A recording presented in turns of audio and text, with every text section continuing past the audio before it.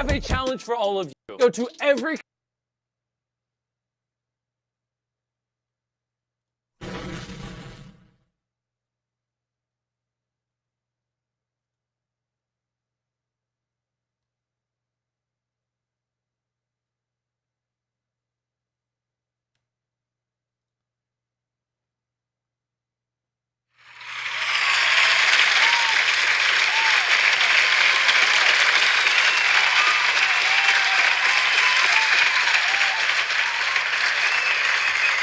Yeah, the end of 2020 is here. I'm hoping everything is going to go smooth. I've got a new mic. I just asked the panel if everything sounds good. I want to welcome everybody to the show. Please, guys, let me know if the audio is good, if you can hear me. If not, I do apologize. Like I said, guys, keep in tune with me. I do want to say what a special episode this is, though. I know it's the end of the year, and a lot of people say, Mooch, there's not a lot to talk about. There's not a lot going on. Why even have a show? I'll tell you why to have a show. We've got to remember 2020. 2020 had an amazing amount of downs, but it did have a decent amount of ups at the same time. And I assembled a great panel here of all sorts of different opinions across the board, which are going to share them with you tonight. I want to say thanks to everybody here. Before we get started, hit that like button. Please retweet it out.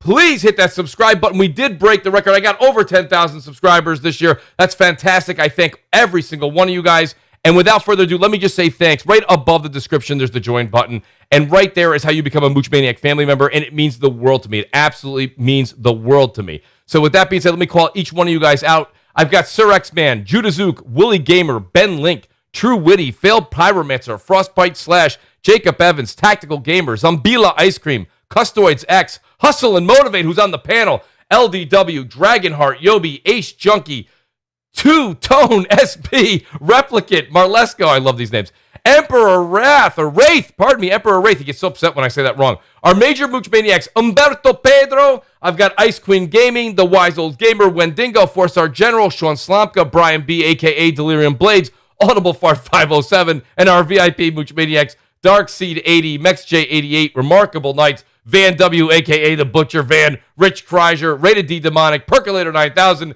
and our honorable mentions. We miss you so much. Midway 7 Monster, Anthony Boyd, the great Wilmy Hood, and Lockshot 316, our forever Mooch Maniac. That being said, guys, we've got a great show for you tonight. Let me start by introducing this amazing panel. I'll start with the one, the only, the man who will now be known as Trivial Pursuit himself, the Monopoly guy, Basement Radio Arcade Podcast. Brap, welcome to the show, buddy. How are you doing tonight? I'm doing great. Great to be back on CrossFire. Woo! Yeah. Yeah. By the way, Mooch, a long time. I haven't talked to you in a while. It's been what? 20 minutes? Yeah. I don't know. It's I got to be honest with you, with so much going on, and that's what this panel being assembled for. So much happening in the news as of recent too. How could we not constantly be DMing and discussing all of this stuff? It's a first for gaming in a long, long time, I believe, Brad. You know, this tends to be kind of a quiet time for the industry, but it's not. I mean, thanks to CD Projekt Red, by the way. So we'll talk about that in a little bit. Yes. I want to say a shout out real quick to RGT85, who says, everybody, please thank on YouTube, please thank CD Projekt Red for all of the content they provided us for the past week and week maybe to follow. And refunds, I might add. Yes, absolutely. So shout out to RGT85. Awesome. Sean will be back on the show after the new year. And then I've got my buddy here. I'm going to go right down the list here. Why even bother stopping there? We've got Undead himself. He's back. You know how hard it is to get Nick on the show? It's very hard to get Nick on the show. Nick's writing, he's gaming, he's working, he's a family man, but he's here for you tonight. Nick, welcome back to the show, buddy. How are you? Proud to be here, and nothing rather I do on Friday night than watch Cyberpunk glitch out in the background and talk about games. And that's why I'm glad you're here, Nick, because I know you're enjoying the game. I want to hear your take on this as well. So awesome to have you, buddy. Appreciate it. Then I've got my buddy here who's been my audio file, really helped me out with everything so far that I've been doing. My buddy Hustle and Motivate. Hustle, what is up, buddy? And welcome to the show. Hey, what's happening, everybody? Let's bring 2020 to a triumphant end here.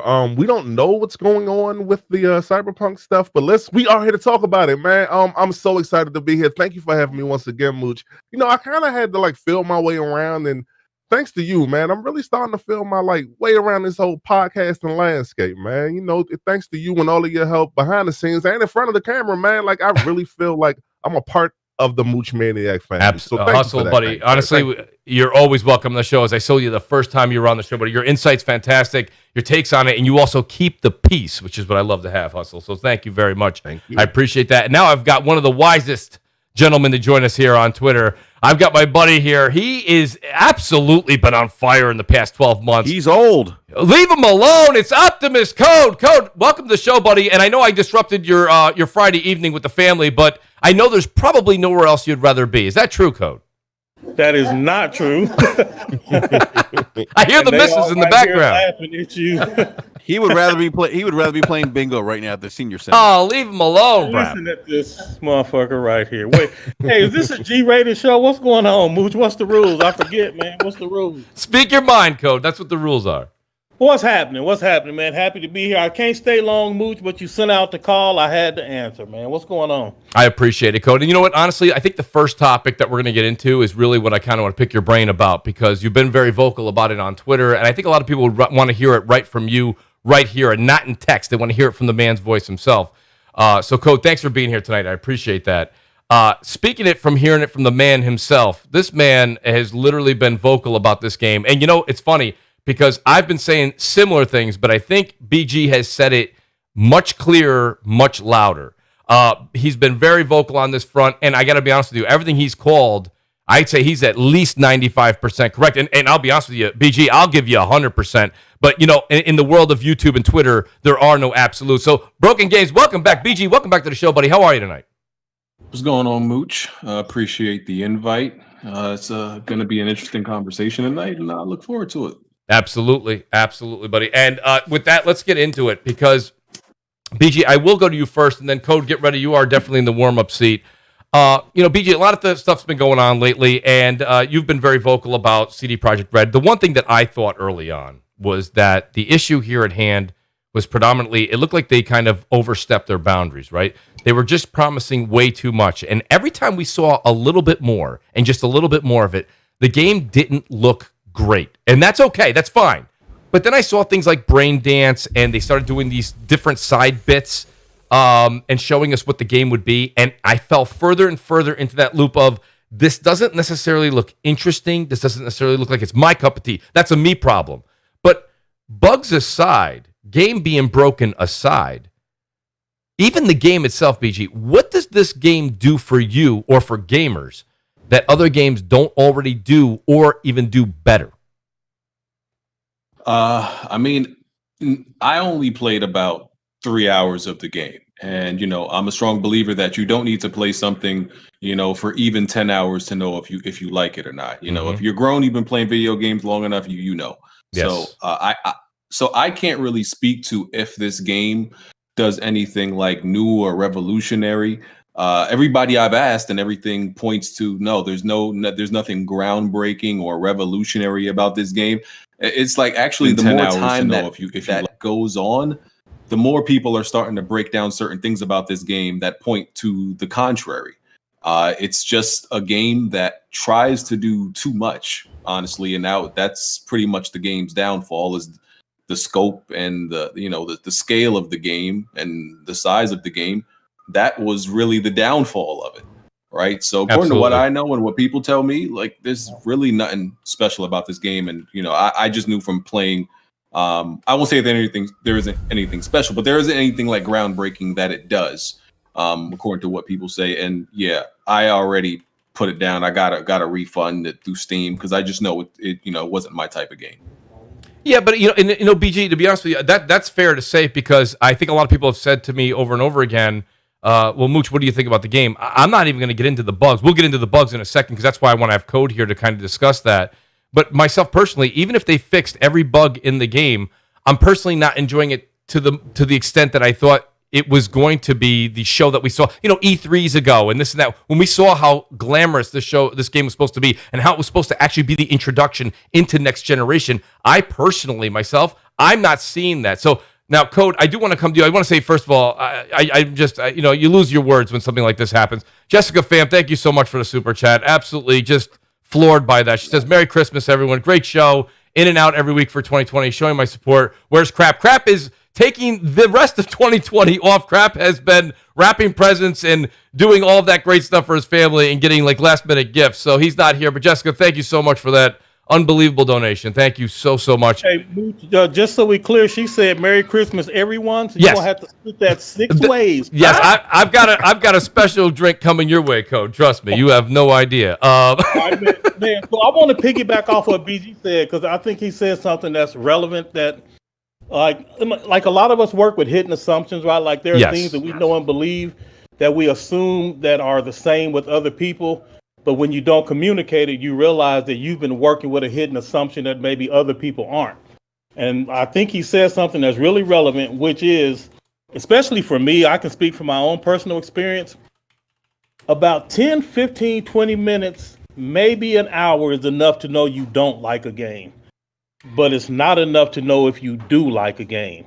So like you can pretty much tell right away when you don't like it, but sometimes they can keep you going a little bit, and then only later on you find out that it was trash. Like this game I'm playing now, which was great at the beginning, but now it's trash, and I'm just trying to finish, get these fucking trophies, and like be on my way. Which game is that? Observer System Redux. Oh my God, it's the worst mistake I ever made. I'm so regretful. But that aside, as far as Cyberpunk goes, yeah.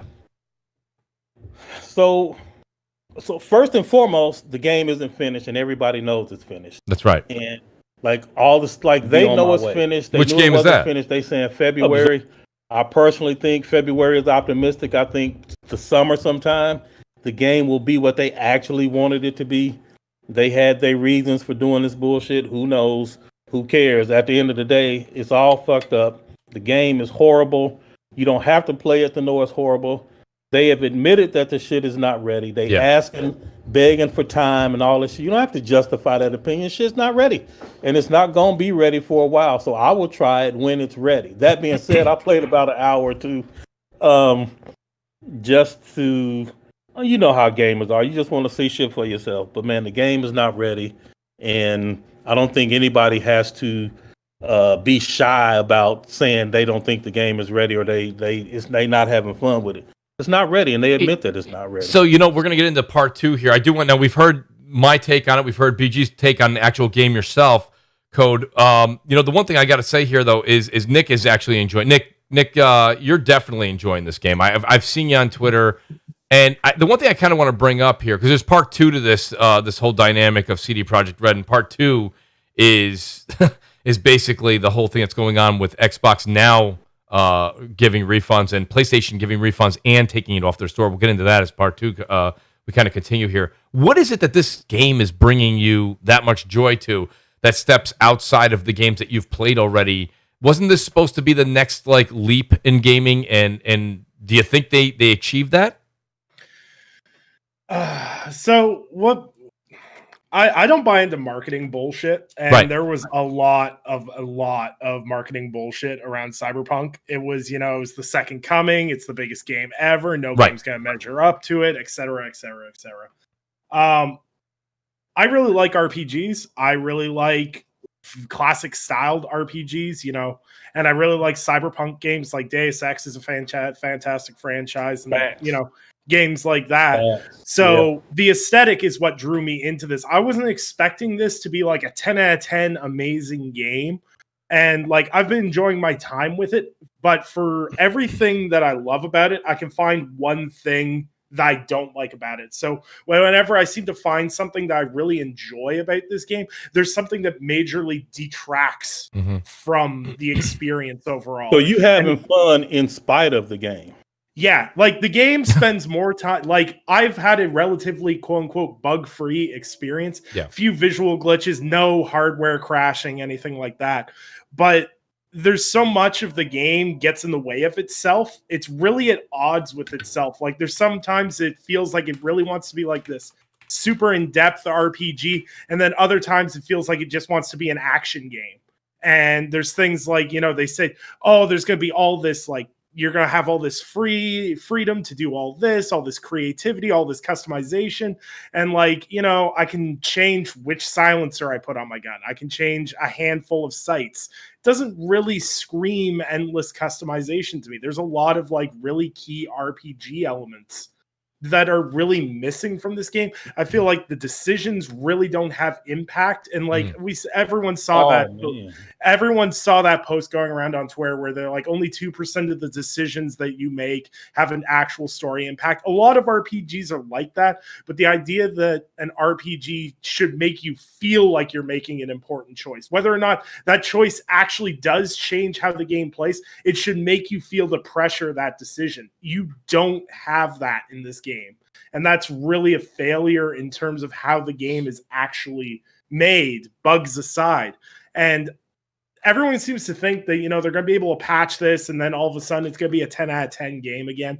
And it's really not. It's what do you mean again? When was it ever? Yeah, well, and that's what I mean, though. It's like everyone was hyping this up like it was going to be the second coming. Like, you know, people put this in Game of the Generation talks before it even came out, and that was a mistake. Like, let's face it, this isn't even going to be in anyone's Game of the Year conversations at this point. And that's a failure in terms of what the game delivers and what it does. It's just it's not as great as they said it would be.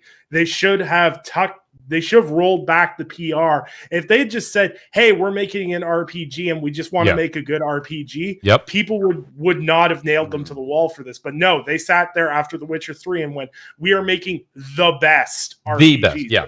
So people are going to go, okay, so we can compare it to Deus Ex. We can compare it to The Witcher 3. We can compare it to Elder Scrolls. We can compare it. Everyone can pull a list of RPGs they love and go, okay, so we can compare it to this. And when you compare it against those games, like there's things that Deus Ex Human Revolution, which is a 2011 game, does better in terms of RPG mechanics than Cyberpunk does. And I think I really agree with BG in the fact that this game doesn't do anything groundbreaking. Right. But on top of that, it doesn't necessarily do mechanics that other people have done better either. It just kind of it's kind of midline on a lot of things. So Brap, I know you can't wait to chime in here. I want to say shout out to Emperor Wraith who says put some respect on that granddaddy Code. So Code, you got a fan out here in the chat. Shout out to the Emperor. Brap, I know me and you've talked about this, and I want to hear your take on it. I'm really glad that Code said what he said and BG said what he said. I said this about 2 years ago, and boy, that's why I always, one of my new slogans is don't knock it till you try it, because, you know, that's the one thing that us, you know, on YouTube, or if you ever do reviews, or if you're ever vocal out on social media, you kind of get critiqued if they say, how do you know you don't like it? You only played it for 5 to 7 hours. I kind of agree with BG and his sentiments, and Code reimbursed it, and Nick just said it himself. I mean, I've been gaming for a very long time, and I can definitely tell you, like, I'll give you an example, Ghost Runner, right? I'd seen that game played. I played it for 15 minutes. I turned around and said, I love this game, right? With 15 minutes, I loved the game. This game I played for just about a little over an hour, and I knew that it just wasn't going to be my bag. But, Brap, go ahead and let's hear your opinion on it. But I was glad that some in the community are starting to finally say that you don't have to play 35 hours to know you don't like a game. Go ahead, Brap. Facts. Yeah, no, that's a great point. You know, to what Nick said, I totally agree with what Nick and BG have said. You know, and here's the thing, going to be my bag. But Brap, go ahead and let's hear your opinion on it. But I was glad that good things. Some in the community are starting to finally say that you don't have to play 35 hours to know you don't like a game. Like, go ahead. Are you playing on your PC or are you playing on your Xbox? Oh, I'm playing on my PC. Okay. Yeah, so I wouldn't even dare touch it on the Xbox or consoles because I just won't even touch it. But you know, the one thing that what Nick talked about, like it does a lot of things that other games have done good. It doesn't do those things better. It's not a great game. I think it's a good game. My biggest complaint with this game is that there's so many weapons to choose from. But the weapons don't feel like they have any weight to them. Like when you play like a game like Destiny, right? There's a certain level of, I guess, uniqueness, if you will, with each weapon that you pick up on Destiny, right? I don't get that. Like there's like I'm using a sniper rifle that Pan Am gave me, and it's like it's badass, right? Yep. But it doesn't feel badass when I'm shooting it. It feels like the other sniper rifle that I used before getting that one. And, some people may say, oh, it's not a big deal. It is a big deal because it just adds to the immersion, the experience of the game. And I think I think what the CD Projekt Red tried to do is make this really big world that seemed alive. And I can see that, like when you're going to the city and everything feels so alive, and the lights are popping and everything. And I think their focus was, and I think they even said it themselves, like the focus of this game was making a game on PC. Consoles were kind of the afterthought. But I think when they're focusing on PC, it was kind of to try to make a game that really took advantage of ray tracing, things like that. And maybe they got away from some of the things that, outside of visuals, which are nice, are even more important when you think about mechanics and how the guns feel, right? Because you're doing a lot of shooting and stuff like that. Like, I think that's an area of improvement that they could have, that they could use. Like, the guns just feel so empty for me. Like, that's it, Brap, right? There's absolutely nothing that what is it that actually plugged you back into the game, right? So you work a hard day's work, you can't wait to get home in game. Is it the story that's engulfing you? Is it the gunplay? It's the story, but for me, I like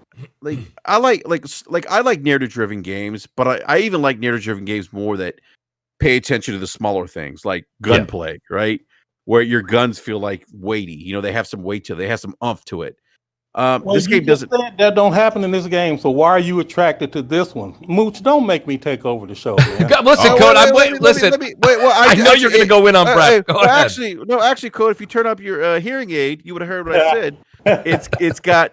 I like narrative-driven games. So that's the saving grace of this game for me, is that the story, the characters. Yeah. I will say this though. I do think The Witcher 3 is a better game from them. I think absolutely.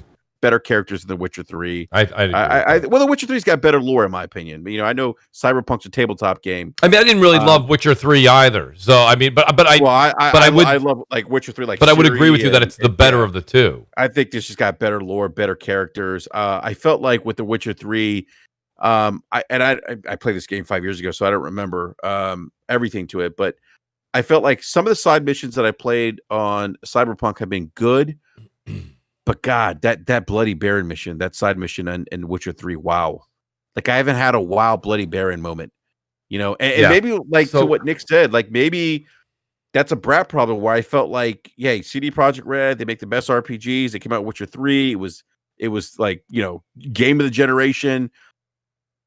I expected the same. And maybe that was, maybe that's a me problem. Maybe I shouldn't have had those expectations, but I did give the pedigree of the studio. Well, we had the pedigree of the studio. You also had what Nick was saying. You also had that hype, that generated hype coming from the studio itself. So they put themselves out there like that. I mean, of course, when you have they were decorated for everything that they did do with Witcher 3. So really can't blame you there. I do want to say, and I do want to ask Hustle his opinion on it, but Luis Cabrera, he says, what's baffling to me is the amount of people capping for Cyberpunk 2077 on Twitter and calling Sony anti-consumer for pulling it out of the store. I'm going to go back to BG real quick. Yeah, BG, this is one of the things that you kind of really, really went in on yesterday. When I saw this, I stood up, was clapping my hands, and then lit a match. I thought this was the right move. And I was almost shocked that it took 12 to 18 hours for Microsoft to almost follow suit. Yeah, like this is really unprecedented, I don't know of any game, obviously, since the digital era that was ever delisted or removed from a store. We've had plenty of broken games, but never to the point where a game is there's probably been more broken games than Cyberpunk 27, worse ones, right? But it's the way CDPR handled it that resulted in their game being removed, and that's bad press on that itself. They literally caused themselves to get more bad press. They made a bad decision, and then the dominoes that followed that and fell was just way more bad publicity than what they started out with. Yeah. So they've just been mismanaging this whole situation. Too, DJ. Well, say it again, Code. I'm telling BG that it hit them pockets too. It was more than bad publicity. They actually lost stock prices as well. Yeah, the 20% drop in stock. Yeah. And the main, like, I think the biggest problem with this game, where they made a mistake, was one of the jobs of the executives. I don't know which exact title it would be, right? But there's somebody that's at an executive level that's supposed to hone in on what exactly this game is what exactly it's doing, and how much of what we want in this game can we fit in, because that's when like leadership is important. That they can tell you listen, this is something we want in the game, but this may have to get cut, right? Because the fact that you when in the beginning, right, and as you went through the process of developing this game, somebody at the top, that's actually on the development team, well, I understand they were still under constraints of stakeholders and all that stuff, but someone should have the fact that saw when it got to when in the beginning we are doing too much and we can't handle, and as you went to make this project, like, and that should have snapped with and maybe it did snap with some people, but maybe it probably wasn't the leadership, and that's where they went wrong. Plenty of content gets cut from games before it's released, right? We learned they cut a lot of things from this game, major things, right? Like, I think it was the whole it was some type of transportation system, that wall running, and the parkour. There was some like train system or something like that. There was the third the car. I think there was car customization that got cut. Cars. And they might have had more I don't know if this was true, that they might have had more third person scenes or third person parts or something like that. I heard that too. Yeah. And when you hear about that gets cut and they still have all that stuff in, because there's a lot of like content and nuance in this game. But what's the point of having all that stuff if, one, you're not doing any of the things you put in your game really that much better than anybody else that has that feature in their game, right? It's not the best, so you just put it there for the reason of, like, I think some developers believe in, the whole let's put as much into a game as possible and let's make it, and that'll make it good. But if you're not doing it the best, what does it matter that you have the feature? I think some of the best studios are the ones that like really hone in that we're going to do this, and even if it's not like let's put as much into a game as possible, right? Gameplay mechanics wise. That game may not do a lot as far as like what they mechanically allow you to do. It can be kind of straightforward. They made improvements with Last of Us Part 2 with the combat, but it's still very, straightforward, that they said we're not going to do too much, but what we do, we're going to make it refined to like the point of perfection.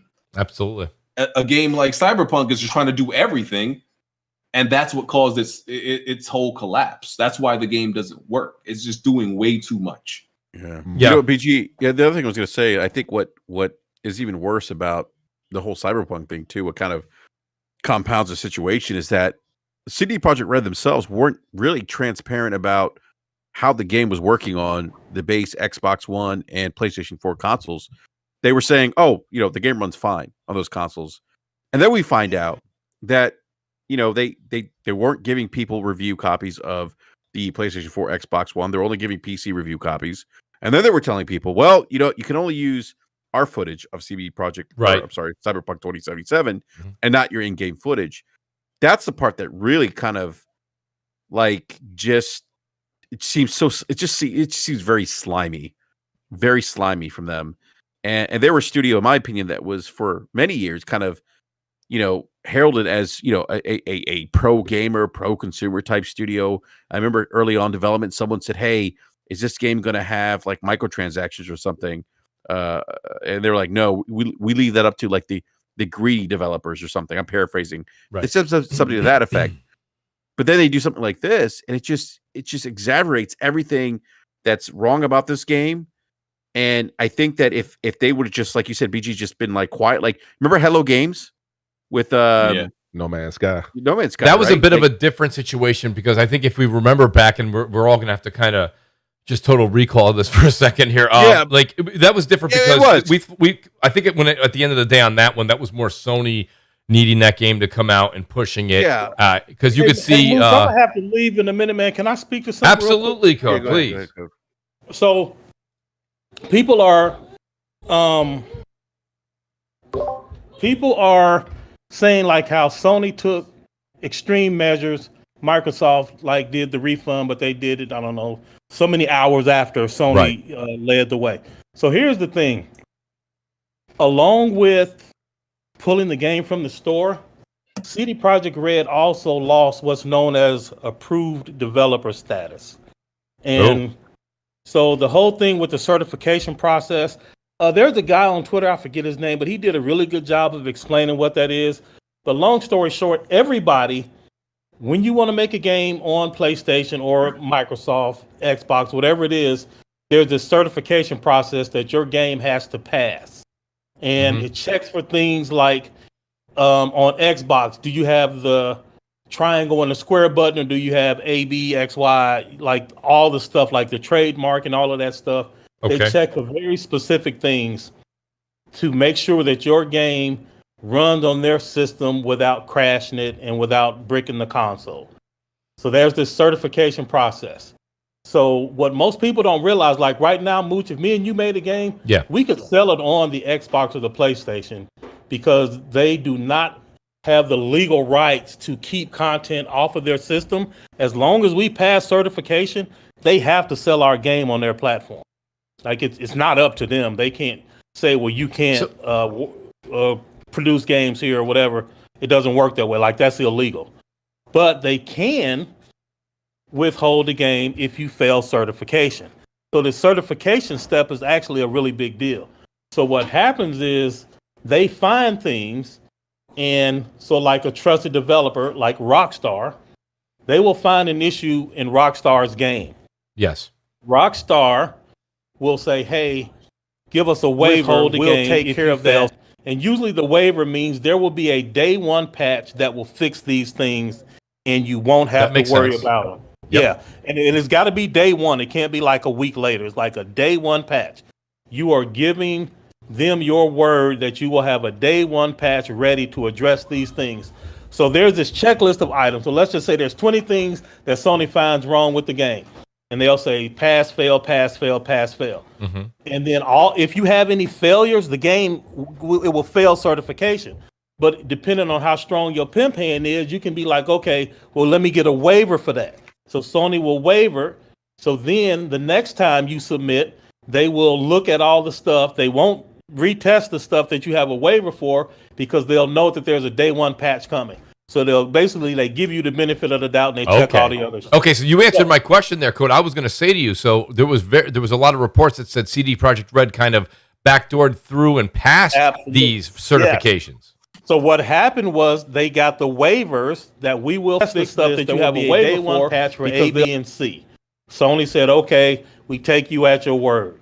What happened? Okay, so you answered my question there. Day one patch came and all of this shit is still broken. So now the trust has been violated. The reason Sony, like right now, if Sony doesn't like a game on their store, say like that Alien Predator trash that came out not that long ago, they can't just take it out the store because they don't like it and they think the game is poor quality. They have to have legal justification for removing it. Okay. With Cyberpunk, because they lied with the waivers and because the trust was broken, the reason Sony is taking such extreme measures is because they feel like they have been lied to and the process has been misrepresented and that CD Projekt Red knew they were lying. They don't think this was like an honest mistake, that they deliberately misled them. And then there's some influence with Sony being a Japanese company and honor and this stuff. So all this stuff is happening. And that's why Sony took the measures that they took that Microsoft didn't. I really don't know what's going on with Microsoft because I haven't heard anything. But Sony is very serious. And not only is the game gone, they have lost that developer status. Code, I got to ask you a question. I got a question for Code. I got to ask Code. Well, let me ask Code a quick question here. Code, you being in the developing world that we are not, okay? As a developer, how do you feel about Microsoft not doing what Sony did? Because You know, in all essence, and I'm not to use your name as a reference here, but there is a code, right? There's a code that everybody kind of goes by. And to know that Microsoft is saying, well, we're okay with this. By leaving it on the store, they're telling me, if I was a developer, they're okay with the fact that CD Projekt Red kind of did their own red tape. So is this something where developers are kind of looking at it saying, well, you know, that's fine. Then we'll just continue to ask for waivers. Maybe we're not as prestigious CDPR, but we'll ask for the entitled waivers we should be able to get. And you know what? We'll waive them when we can waive our own bugs. We'll get to it when we can get to it. Because clearly CDPR did not get to it when they promised, which was a day one or probably even a week one. So do you see what I'm saying here? By Microsoft not pulling it, they're putting a pretty bad, how do I put it out there? A bad policy out there for other developers to go by. Maybe. So let me be very clear. I don't know. I haven't heard anything. I haven't talked to anyone specifically about Microsoft, only about Sony. So all I'm doing now is speculating. I am guessing. Right. Same here. They're semi-educated guesses. Mooch, I don't know. That other shit that I just told you, I'm 100% certain that's facts. But this next thing I'm about to say, the problem, so a lot of times politics are involved, and you never know how the politics will affect the outcome. So Microsoft has a marketing deal with CDPR. CDPR put a special mode for the Series X that's not on PlayStation. Yeah. Digital Foundry made some suggestions, and people, you know, had a fit about it. I'm not making those same suggestions myself, but I do know that there is a custom Cyberpunk Xbox One X. There's a custom Cyberpunk controller. Microsoft has the marketing rights for Cyberpunk, and the Xbox Series X and S version of Cyberpunk has a special mode for last-gen versions that don't exist on the PlayStation 5. So clearly there is some sort of politics going on there. I don't know what's going to happen, but in a vacuum, like if all of this stuff was not there, Microsoft has been deceived in the same way that Sony has been deceived. Absolutely. The waiver process works the same for each. And I don't know why Microsoft hasn't done anything. Maybe they will. Maybe they crossing all their T's and dotting all their I's first. I don't know. But for sure, your point is valid that the process is the same. And if you let one approved developer get away with it, what's to stop the next person from feeling, well, why not us? That's exactly correct. Go ahead, Brap. I was going to ask, Code, is part of the backlash from Sony too, which I don't disagree with. I think Sony's well in the right to do this. Is part of this because of the apology letter that CD Projekt Red put out, where I got to believe they didn't probably contact their partners, in this case Sony and Microsoft, to let them know that they were going to issue an apology letter where they would say, hey, go see Sony and Microsoft if you want a refund, basically kind of putting them on the hook for an issue they created. Yeah, so I don't know. Again, I haven't heard anything about that. I heard in passing, only in passing. I just heard that the people I'm talking to don't feel strongly about that, Enrique. And the reason they don't feel strongly about that is because in that letter, CD Projekt Red said, and if you can't get any relief there, come to us. So it was kind of throwing them under the bus as like the first line of defense. And if you don't get no satisfaction from them, we'll take care of you. That did ruffle some feathers. I'm guessing. I don't know that. So I shouldn't have said that did. Like, it could have ruffled some feathers. I don't know. But I do know for sure that the deliberate not honoring the waiver and having the day one patch to fix the things that were waived got Sony big mad at CD Projekt Red, and they stripped that status. That I know for sure. That's detrimental as far as their future. There's so many things that CDPR, and it's funny because we sit here in these days and times where you want to give everybody the opportunity to kind of rebound and get better here. But the problem is like I said, I don't know if necessarily even when we get to the February patch that they've already talked about in a release statement, if that'll actually even finalize and get everything back to where consumers thought this game should be from day one. I want to go to Hustle and Motivate. Hustle, what was your take on all of this? Because I don't even know how much of it, or if you have played the game. We've been hanging out actually quite a bit recently, but I don't know if you are playing the game, what are your thoughts on it? If you're not playing the game, what are your thoughts on what you're seeing transpire on social media? All right, so Steam crashed when this game first came out. 2.5 hours. Well, excuse me, I'm about 2 hours in. Full disclosure, I am at the mission with Dexter Deshawn, so I'm still in the very beginning of the game. But from the moment that I started up, let me go down the list. The character creation is very lacking. I don't know if anybody in here play Code Vein. BG, I think you play Code Vein. I did. I beat it. Yeah, I played Code Vein. So that character creation is nothing like Code Vein. And you know how in Code Vein your character like fits like the actual scene that they're in? Right, that anime art style type thing. Yep. Yeah, this character creation here is extremely lacking. Demon Souls has better character creation. Oh my god, much better. It's like leaps and bounds. One of the things that attracted me to Cyberpunk was the actual character creation. The last RPG that I played, JRPG that I played, was Persona 5, which I'm like halfway through and I love. This is a travesty. Shout out to CD Projekt Red though, because what did they do every month for like leading up to the game starting in like June after they dropped that 50-minute demo? What did they do every month? They seem like they dropped. Here's what to expect in Cyberpunk. Right. Here's what to expect in Cyberpunk. Exactly. They had Holly Bennett. Shout out to Holly Bennett over there. They had her on camera and just going on and on and on, and they oversold it, man. And I'm playing on PC. I'm playing on the 2080 Ti. I see. Well, and I guess we'll get to the bugs and glitches a little bit later. I was just walking around on the street, which this game does look amazing in 4K with ray tracing and all. But I was just walking around and I saw like a little gunfight, a little gang fight. And I swear to you, I saw one person take like 6 headshots, and I wish I would have recorded it because I would have posted it straight to Twitter. He did not die. I don't know what he had on, and I don't know if it's the further part in the game with one of the gangs. He did not die. He was getting hit in his skull. He did not die. This was oversold. In like the first, I say 30 minutes, I saw like 4 different glitches. Nothing game breaking. Right. My game didn't crash or anything. Thank God for that. There's a quick save file that wasn't there day one. I saw Jackie like Jason Voorhees through the elevator door when I'm on the corpo path, man. This is bad. This is very bad. And I know I got a couple of my homies in the chat. Shout out to Dallas and shout out to Baron from Level 1 Gaming. They chose different paths from me.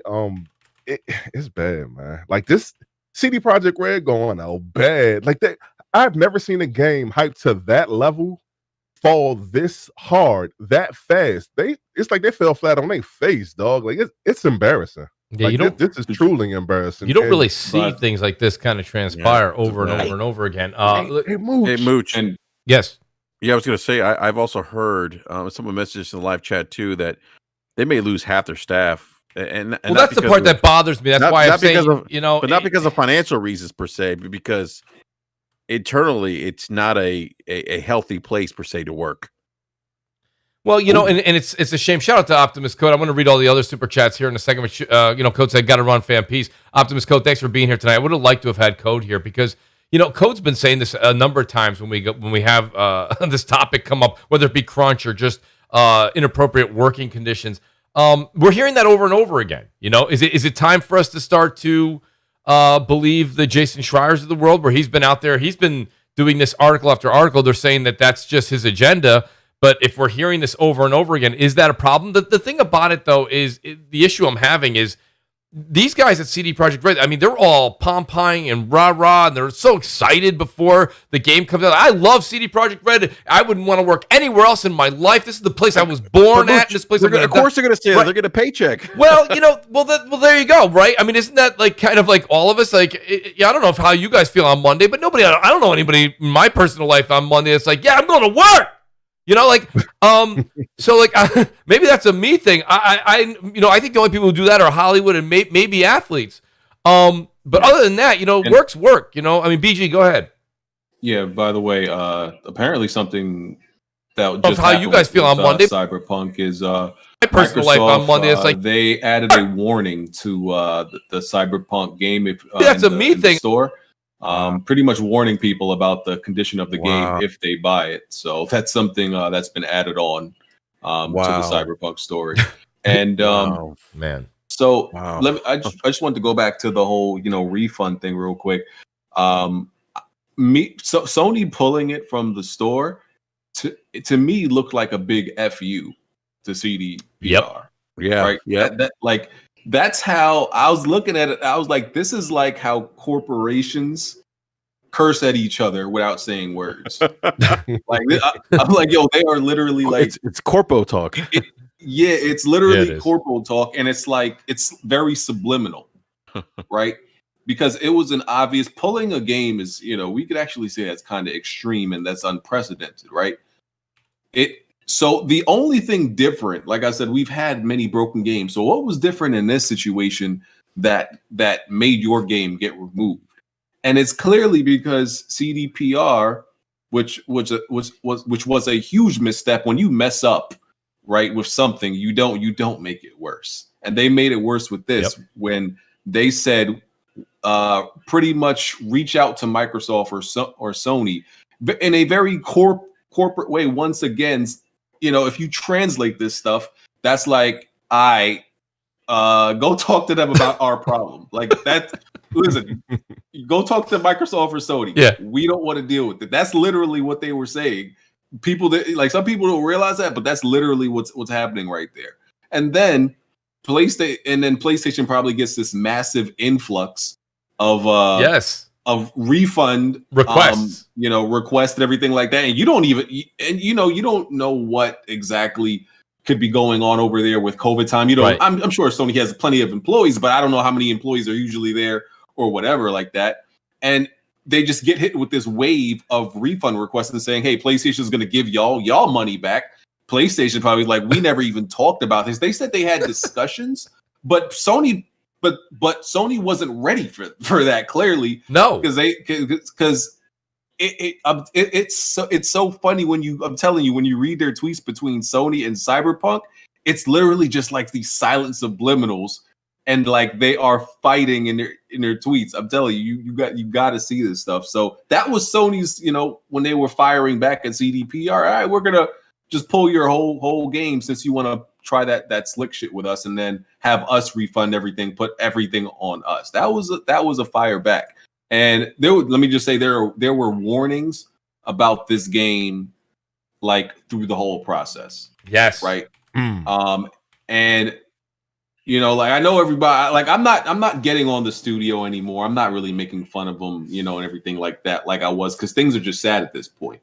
But I think some people just didn't see all the warning signs that this game was going to end up badly, because they wanted it to be good so bad and they wanted to like it. Yeah. And CDPR, and CDPR is a studio, like I think people looked at them almost like the underdog, right? Because they were this indie studio that made The Witcher, which everybody except me loves, right?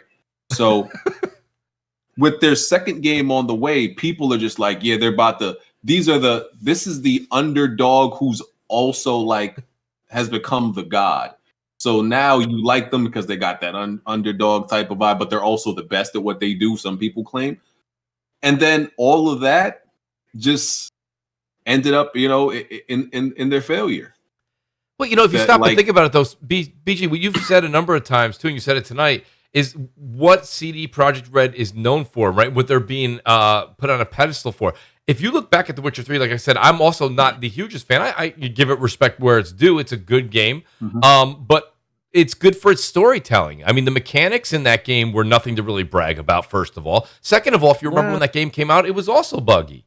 So, it wasn't as buggy as this. No. I'm not putting The Witcher 3 anywhere near this category. And I will say this, like with The Witcher 3 combat, it is true if you're familiar with the lore, if you read the books, like Geralt has a fencing technique that he uses. Yes. And that's what they implemented in the game. I think that's where people are like, oh, his combat style is weak, but it's kind of true to the book, if you will, and how he fights. So, but I think that the issue too is that like a lot of us, myself included, we gave them a pass because they were also the like pro consumer developer. Like that tweet that I mentioned about them saying, when someone asked them, is this game going to have, microtransactions or whatever the case was? And they said, no, we'll leave that up to the greedy developers. Well, I mean, that tweet didn't age well when clearly they purposely manipulated the situation with reviews to hide the issues this game had on the Xbox One platform and the PlayStation 4. Right. I mean, that's terrible. Well, when you say things like that in the way that that demeanor, it also is fighting words to other developers, right, that are putting microtransactions in their game. By the way, I'm on record of saying this a million times. The microtransactions in games should not, most times, do not affect gamers overall. As a matter of fact, they're just usually for skins or for some sort of aesthetic. So I want to put that. Let me just take a couple super chats here. Shout out to Sir X-Man, who says, hit that like button and share, everyone. Happy holidays. Sir X-Man, thank you. Replicant says, this is interesting because I like to get the opinion of the audience here and see what they're thinking about the game. Replicant says here, 20 hours deep, and it sounds like I'm enjoying the game more than the panel. I think the difference is I kept expectations in check. I'm playing also on PC. Replicant, that has a lot to do with it because a lot of the bugs and the issues, the everyday nuances of the game are not getting in your way. If you're particularly liking the game a lot, like Nick was saying, in that case, that's fine. Pred Dez, he says, Brap was the mayor side mission, not a Bloody Baron moment. That was an amazing twist. I think maybe that was the spoiler you were saying not to spoil. Shout out to Director Productions, who's our newest Mooch Maniac member. Buddy, thank you so much for joining. Before the show, he joined and became a VIP Mooch Maniac. Thank you, Director. He says, Cyberpunk needed more time in the oven. Big facts. And, of course, we read Codes already said that he had to run. Nick, I want to kind of go back to Nick. Nick, did you get a chance to write a piece on this? I don't know if you wrote your review on it or you're working on it as we speak. And shame on me if you did and I didn't get a chance to put my eyes on it yet. But, like, when you're hearing now what we're saying on the other side of the coin, I wanted to come to you for part 2, like I said to you.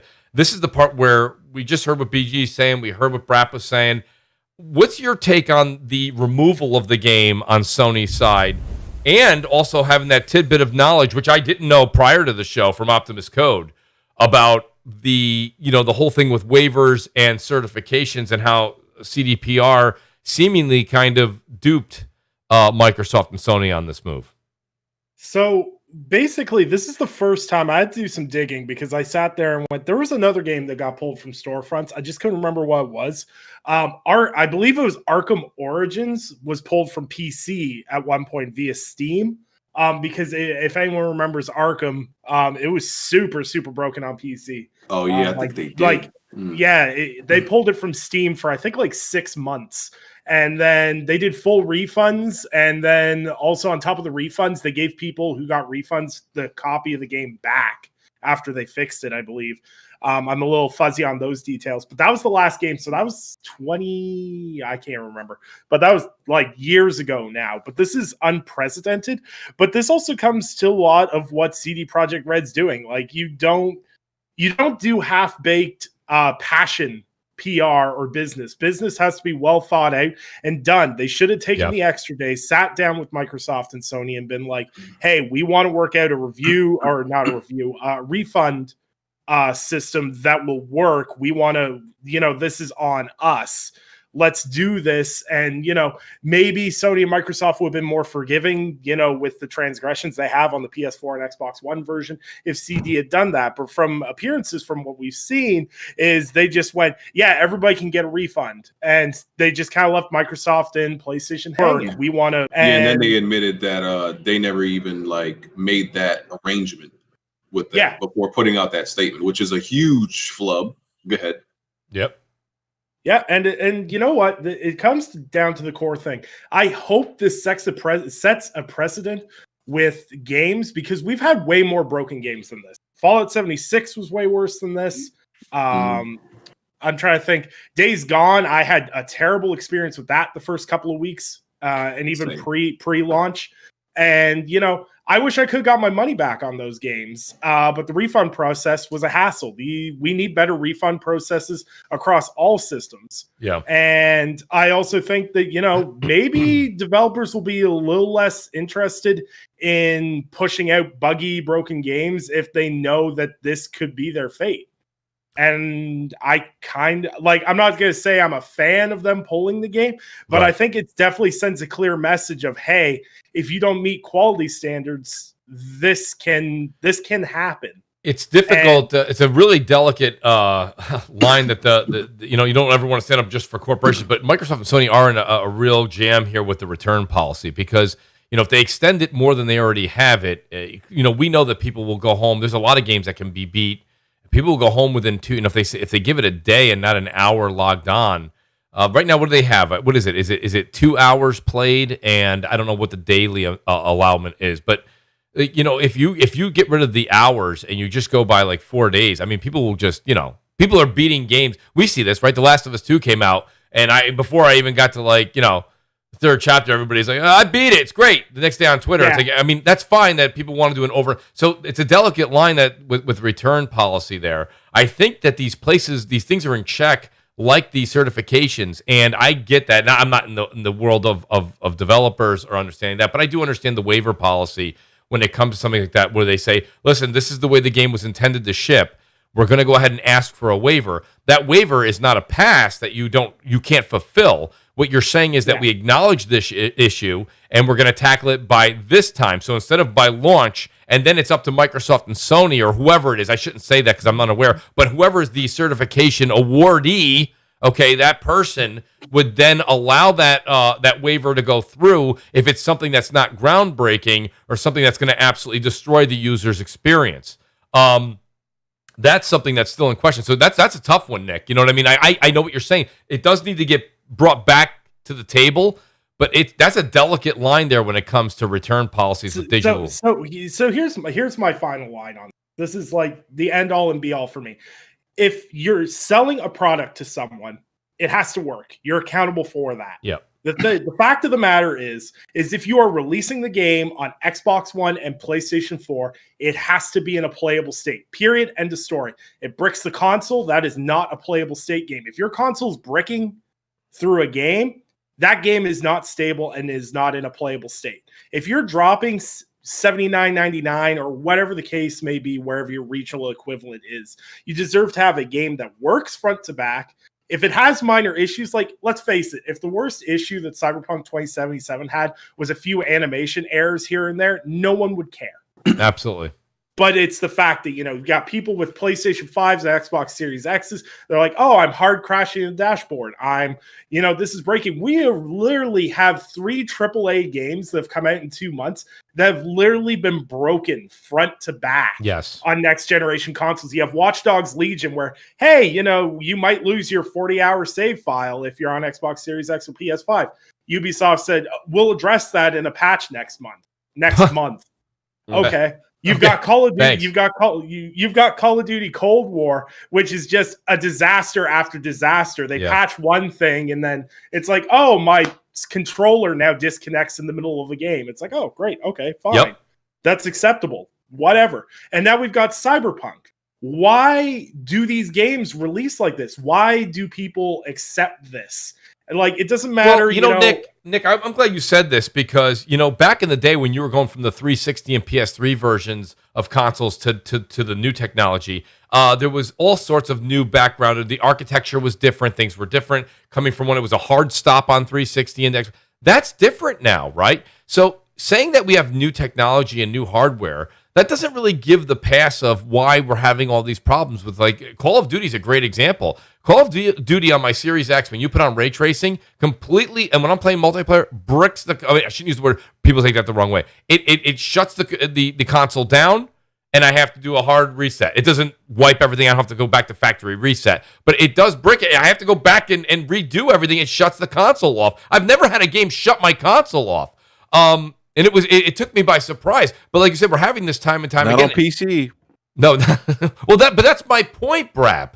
All right, these gaming consoles that we have, the PS5 and Xbox Series X, are supposed to be the closest things to PCs nowadays, right? Wow. So that's the one thing that I don't understand here is they're using the x86 architecture. This is supposed to be a continuation. This shouldn't be a problem. So why we're facing this, I'm very curious to why this problem exists in the first place. Is it because nobody has their finger on the pulse? Is it because the certification department is just letting everything kind of go through without checks and balances? Or is it just, people hate the lazy devs thing, but what's happening in the industry? Where's the finger to be pointed?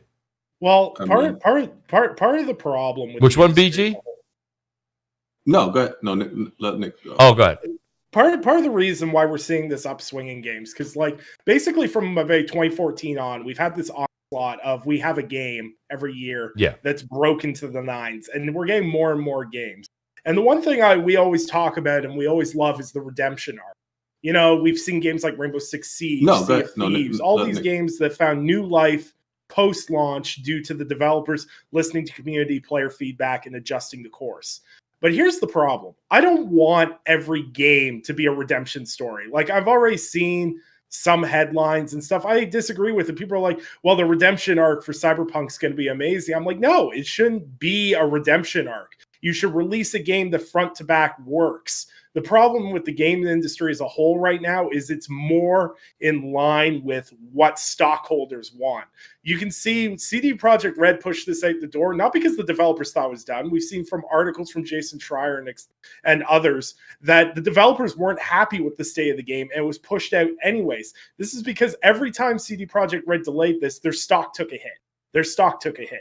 They keep, stockholders are becoming more, having more of a firm grasp on these companies because a lot of these companies used to be privately owned. Now they're publicly traded. That's the major change we're seeing in this industry is public trade means you're influenced by the stock market. You delay a product, like you imagine if Apple delayed the next iPhone by a quarter or something, their stock would take a massive hit. Absolutely. So no matter what, Apple gets the iPhone out the door. No matter what, sometimes we get issues because of that. Sometimes we have flaws because of that, because you don't get the amount of time in QA you need. This game could have sit for another 6 months and it would have been in a better place. But what mattered was we need to make our end year, our financial end quarter look amazing. And what they ended up doing is losing billions of dollars instead. And that's on them to fix. And just because I'm having a good time with the game and I'm having a good experience does not mean I would recommend it to somebody. And it also does not mean that, people can't voice issues. The biggest thing I hate in this space we're in now is that people don't want you to voice your opinion. They're like, oh, you don't like the game, then shut up. Yeah. No. Well, yeah. And boy, I'll tell you, you couldn't have given a better lead in that I don't want to harp on it forever, but BG, you were going to comment on my question, but Nick just kind of left you a volleyball to spike right there. A large part of what you've been saying over the past couple of days that I agree with you is you've been saying it's not necessarily even the issues that are going on with the game that have bothered you. It's a lot of the gamers saying that they're okay with these issues and that, leave them alone. Things are fine. Things will work themselves out. BG, is there anything on that you wanted to kind of harp on? Because that's been a big part of your messaging the past few days. Yeah, because their reputation is taking a huge hit right now, because they've been caught in what seems to be a good amount of lies or a good amount of misleading.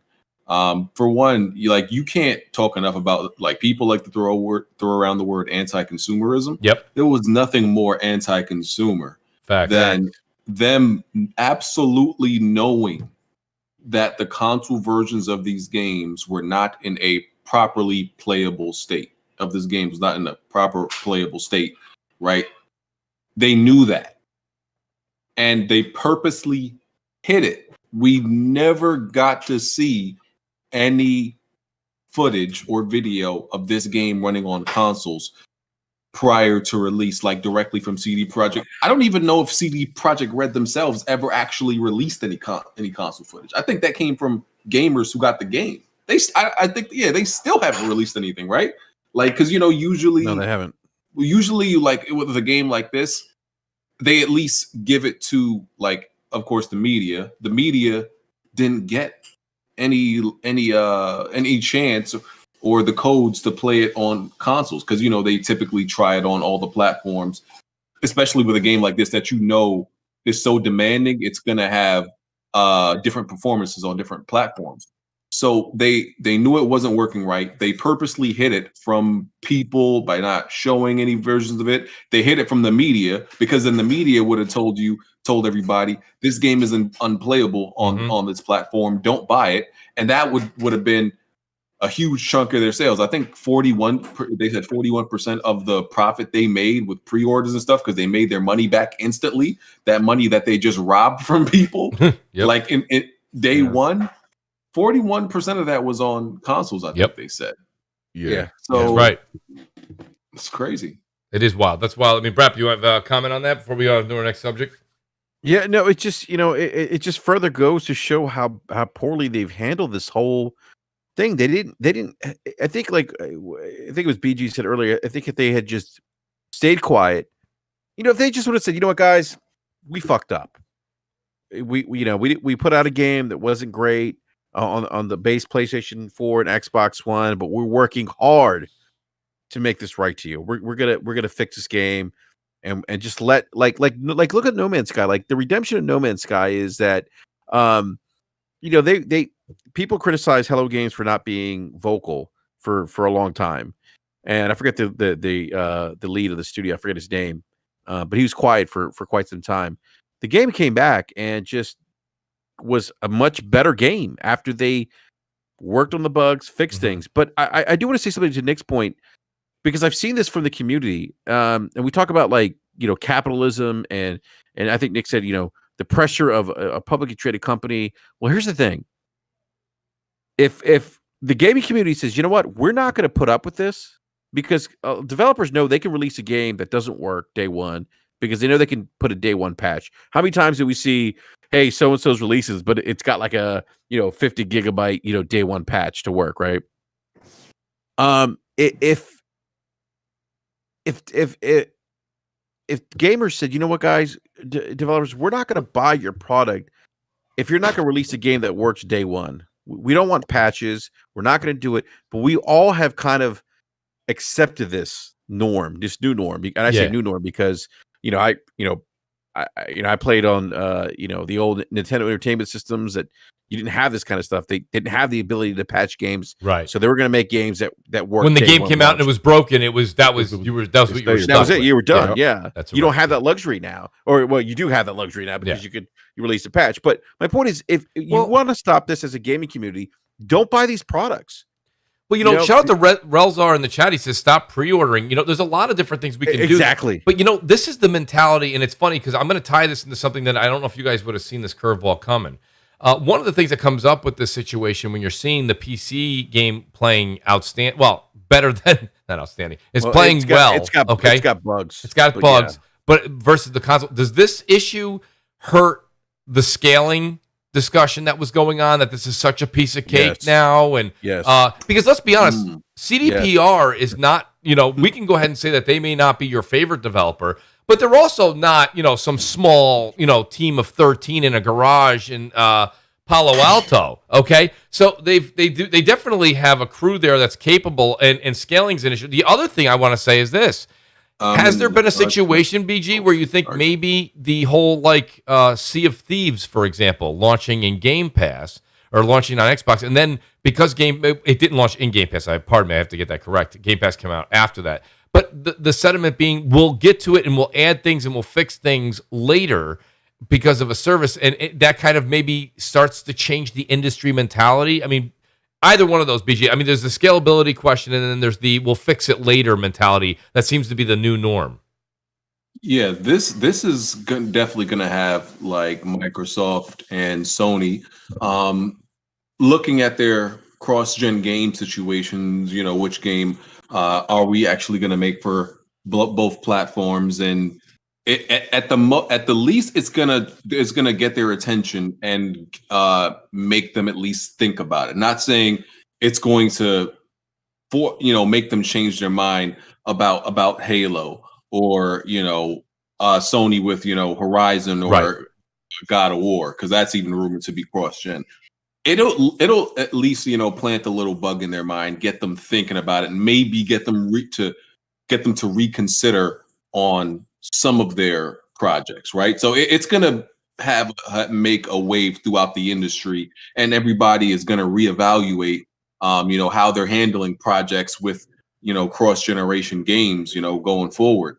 And with it's clear that this game had no business being on base PS4s and base Xboxes, which is which at this point, that's literally 10-year-old technology.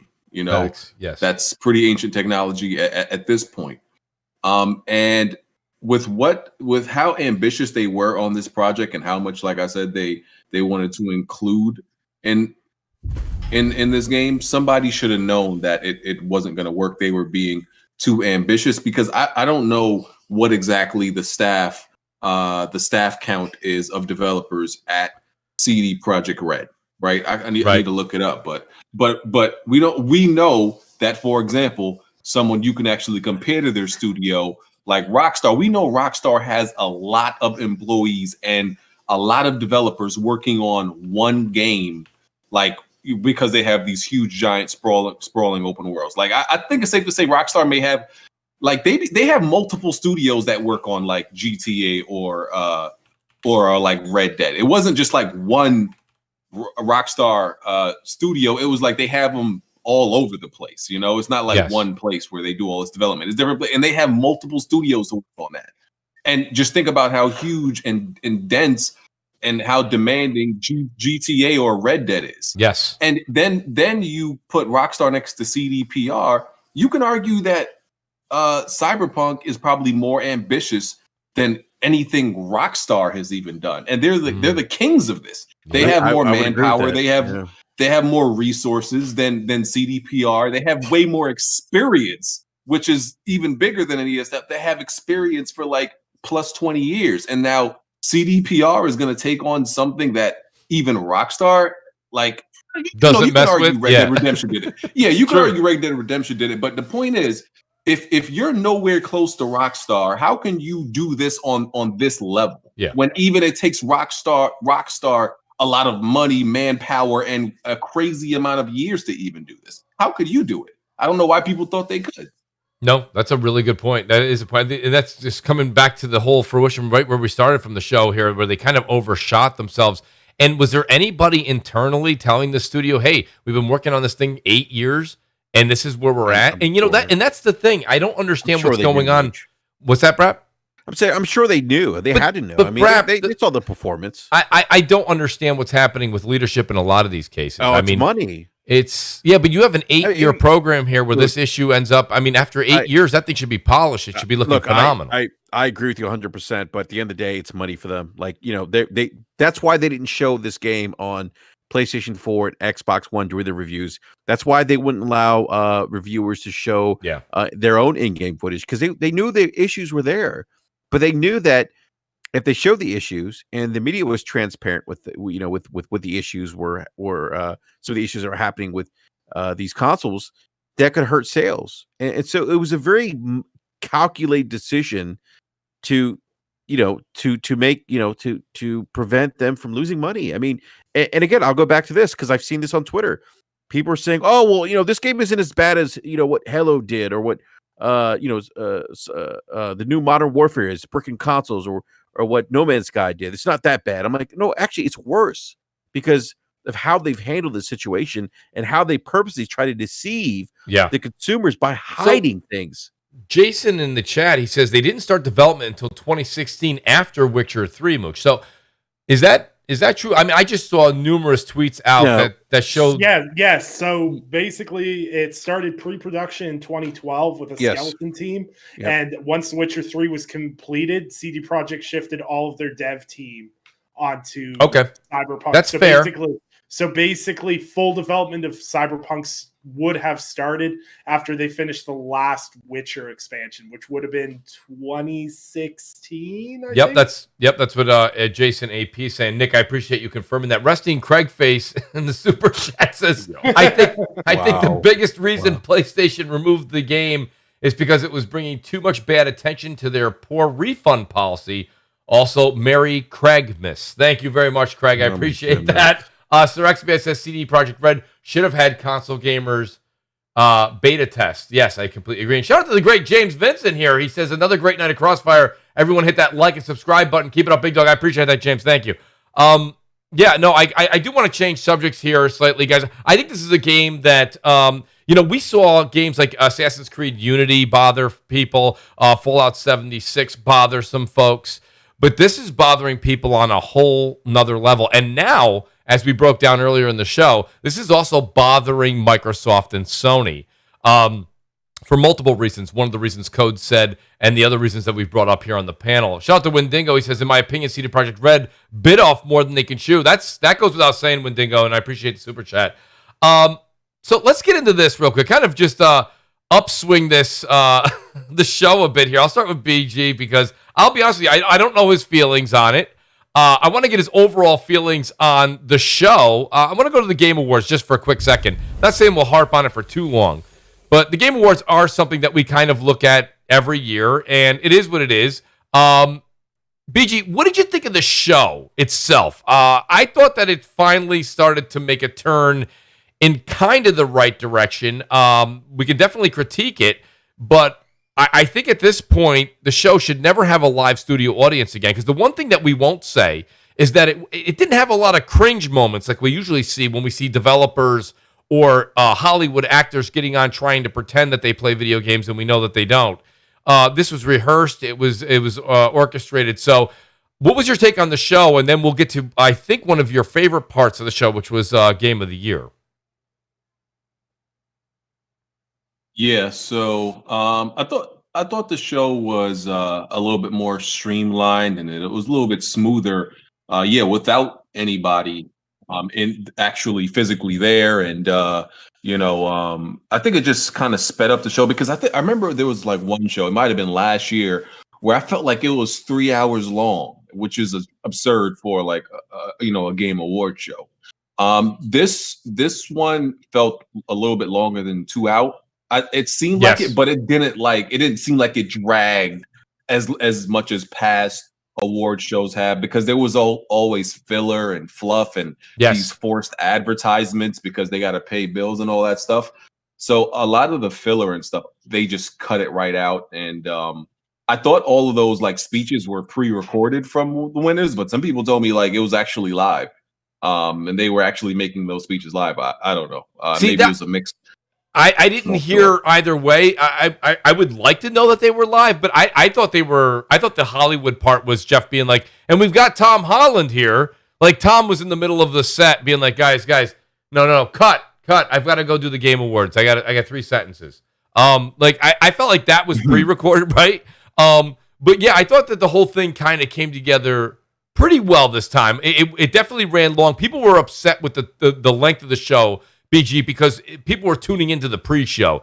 Maybe that was the one thing I did right, even though I thought I did it wrong initially. I missed the pre-show. I saw bits and pieces, like just walking in and out of the room, but I didn't really sit down and start watching the show till 7 o'clock, and it went till 10. So whether you watch the Tonys, the Oscars, or the Emmys, they all go 3 hours. Now, those go 3 hours with commercials. This went 3 hours without, we had game ads and things like that. But, I mean, the show, I thought, had a decent pace. I think Jeff finally got his legs in front of the camera. He looks all right. He's not, like stiff like he used to be. I think that the people, the way they had them come on and off, I just don't think they're going to go back, even when we get past this post-pandemic, if you will. I don't think we're going back to a live studio audience. I think they're going to keep it just like this, and I don't blame them, to be honest with you. I mean, that's just my... I like it better this way. Absolutely, and BG, I'm going to give you the mic one more time. Then I want to hear the rest of the panel's thought here. One of the absolute battles. It's been great to watch on Twitter. I got to be honest with you. Battles you've had is just having fun with so many people that hated The Last of Us 2. And I mean, I won't sit here and tell you how much of a fan. I enjoyed the game. It was my game of the year pick if I was a voting member. I enjoyed the game thoroughly. I platinumed it. I couldn't get enough of it. I'm also with you on where the hell is Factions 2. But before we get into that, what was your take on when that won? Was that kind of bittersweet after the war on Twitter this year? Yeah, first Last of Us 2 part 2, even though I love it. I think it's amazing and one of the best games ever made. I stand by that, and I know some people that crowd, when you say that, they start to make certain faces. But yeah, that's one of the best games ever made, in my opinion, right? Agreed. But it wasn't even my personal game of the year this year. Mine was Final Fantasy VII Remake, because Final Fantasy VII is one of the most important games to me, ever. I was the biggest fan of the original. So the remake to me is game of the year. I just wanted Last of Us Part 2 to win, because I think it is deserving, but more because it just makes people so upset. And it's it's so weird to me, the lengths people went to slander this game. Understand, I've come across people on Twitter that literally have above 80 Last of Us hate videos. Oh, Yeah. yeah. Okay, Saw that too. they have a playlist because hating on The Last of Us when everything leaked and stuff, it became extremely profitable, and people were getting a lot of views. They were getting a lot of ads and all that stuff. So it became profitable and cool to hate on The Last of Us. So they have over 80 playlist hate videos of Last of Us Part 2. There are games I absolutely hate. I'm not making 80 videos on them. Right. That's a different level of obsession. Right. and people went farther than that to to make up lies about what was happening in the Naughty Dog studio and disgruntled employees and they're not paying employees. Yeah. Everything that people slandered them about them due to The Last of Us Part 2 was literally debunked pretty much by Jason Schreier and actual people who did the journalism. That's right. Everything was debunked. Everything was a lie. Just because they hated this game that much, and listen, I just want to see the tears. I was here for the tears. That's all it was. Because to me, I don't care who would have won. I don't care who would have won because I think most of those games, at least 3 or 4 out of those games in that nomination, I believe any of one of them could have deserved it. Yeah. But I really just wanted Last of Us Part 2 to win for the tears. Yes. It wouldn't have mattered to me either way. I just needed the tears. Just great, honestly. Part of the best times I had watching the show was also I was tuned into just a few people on Twitter reading through. BG, one of them, Jeff Grubb, the other. You guys definitely kept the show entertaining. What do you think there, Hustle? Let me get your point on this because when it comes down to it, your production value, but that's what you work on so hard on your channel. What do you think about the show itself? And have we kind of gravitated on from that very awkward? I mean, when Joel McHale was hosting it, and it was an absolute mess. He co-hosted, I should say.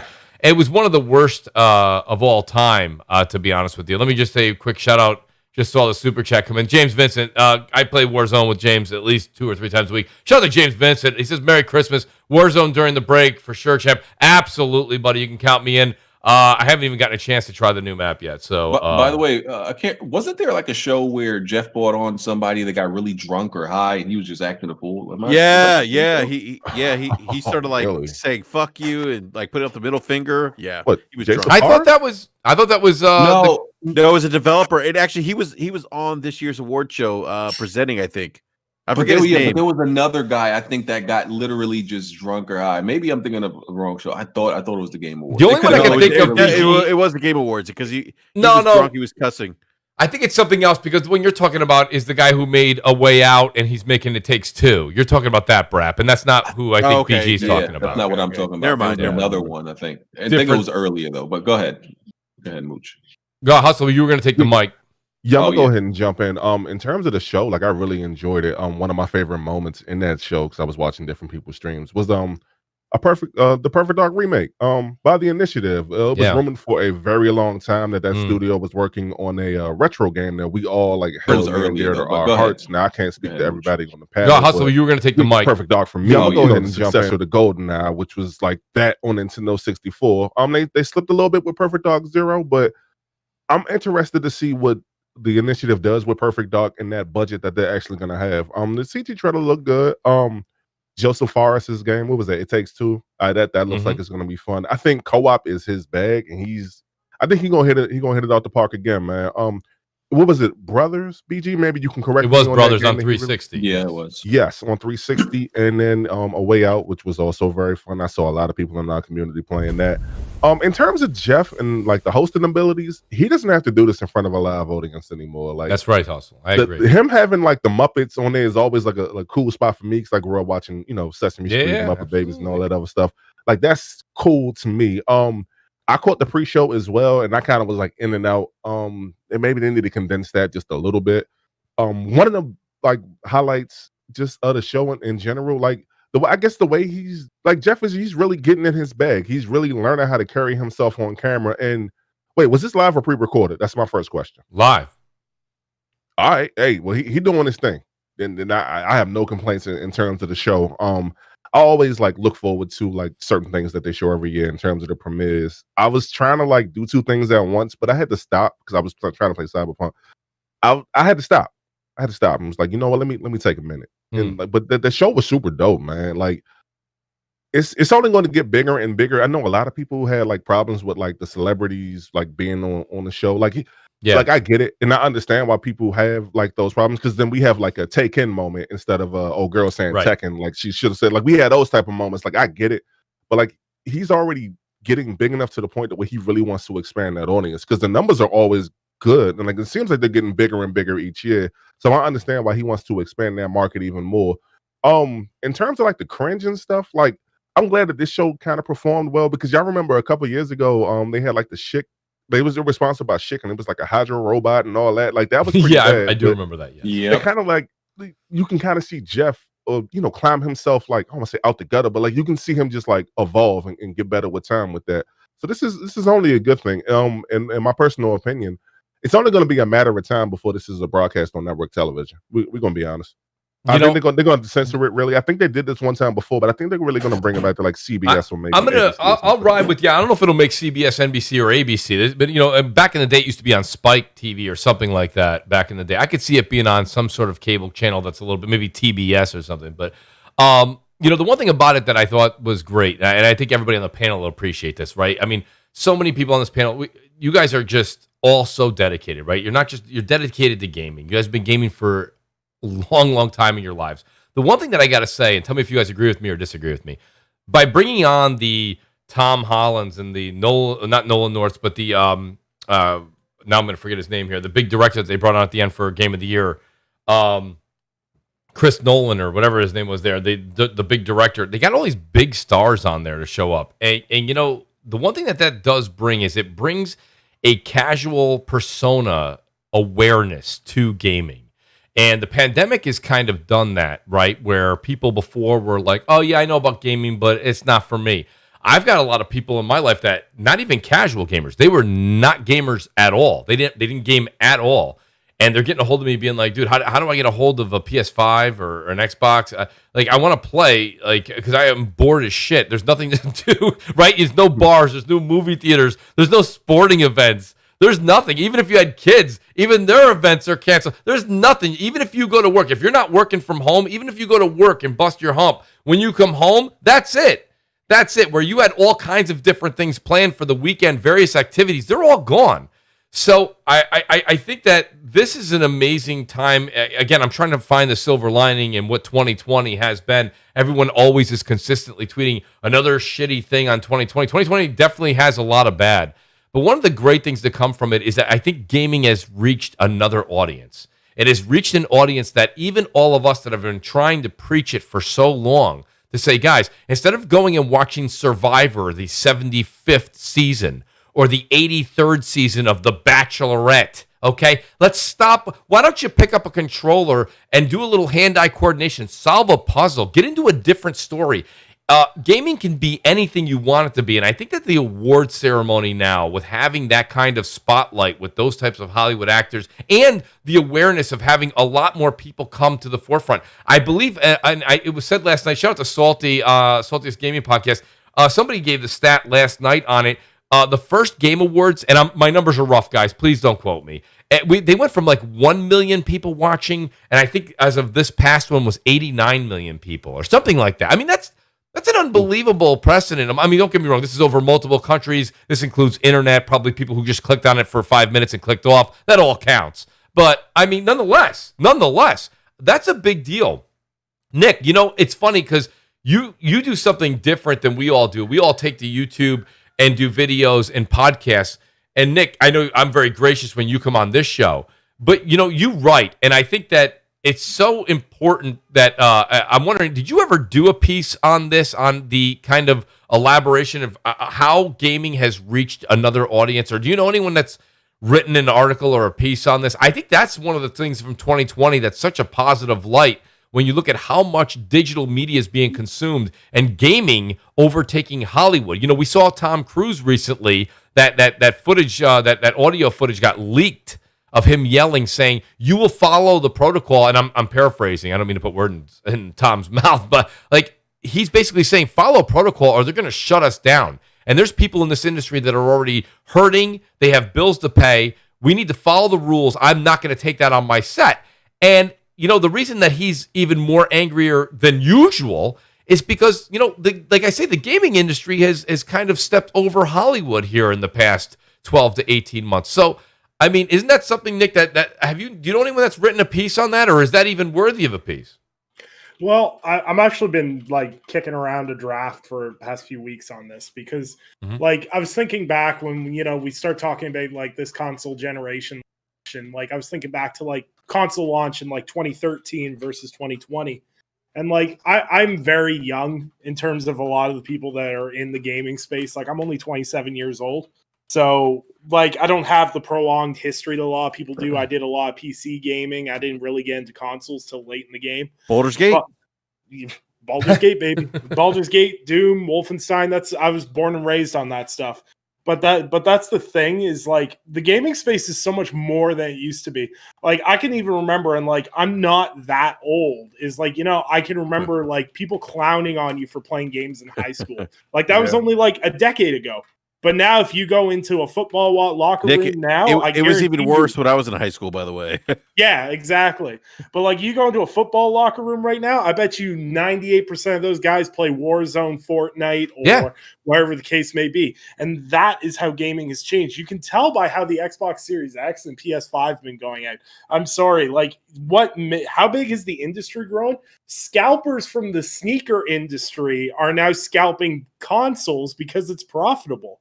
That tells you how much gaming has grown, is the fact that sneakerheads are scalping their way into the console business because there's that much demand for video game consoles. Now, the pandemic definitely kicked things along because a lot of people are stuck at home. Like even my mom's picked up back up gaming again. Like my mom's 63.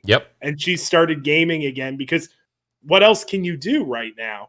So a lot of people are, discovering this for the first time. A lot of people are, rejoining the hobby.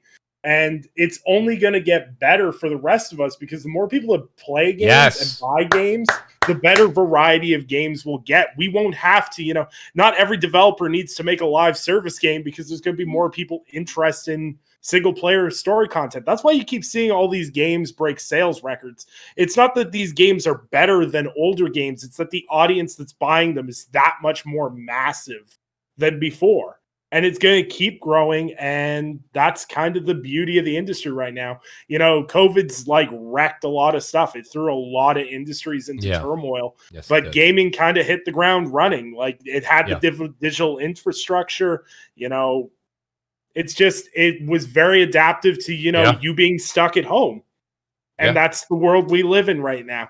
And what will be interesting long-term will be what gaming numbers look like post-vaccine, and once things start to regulate back to normal, will the numbers drop down? Will people keep up with this? Is this only a substitute because, we don't really have any sports to watch right now that are worth watching?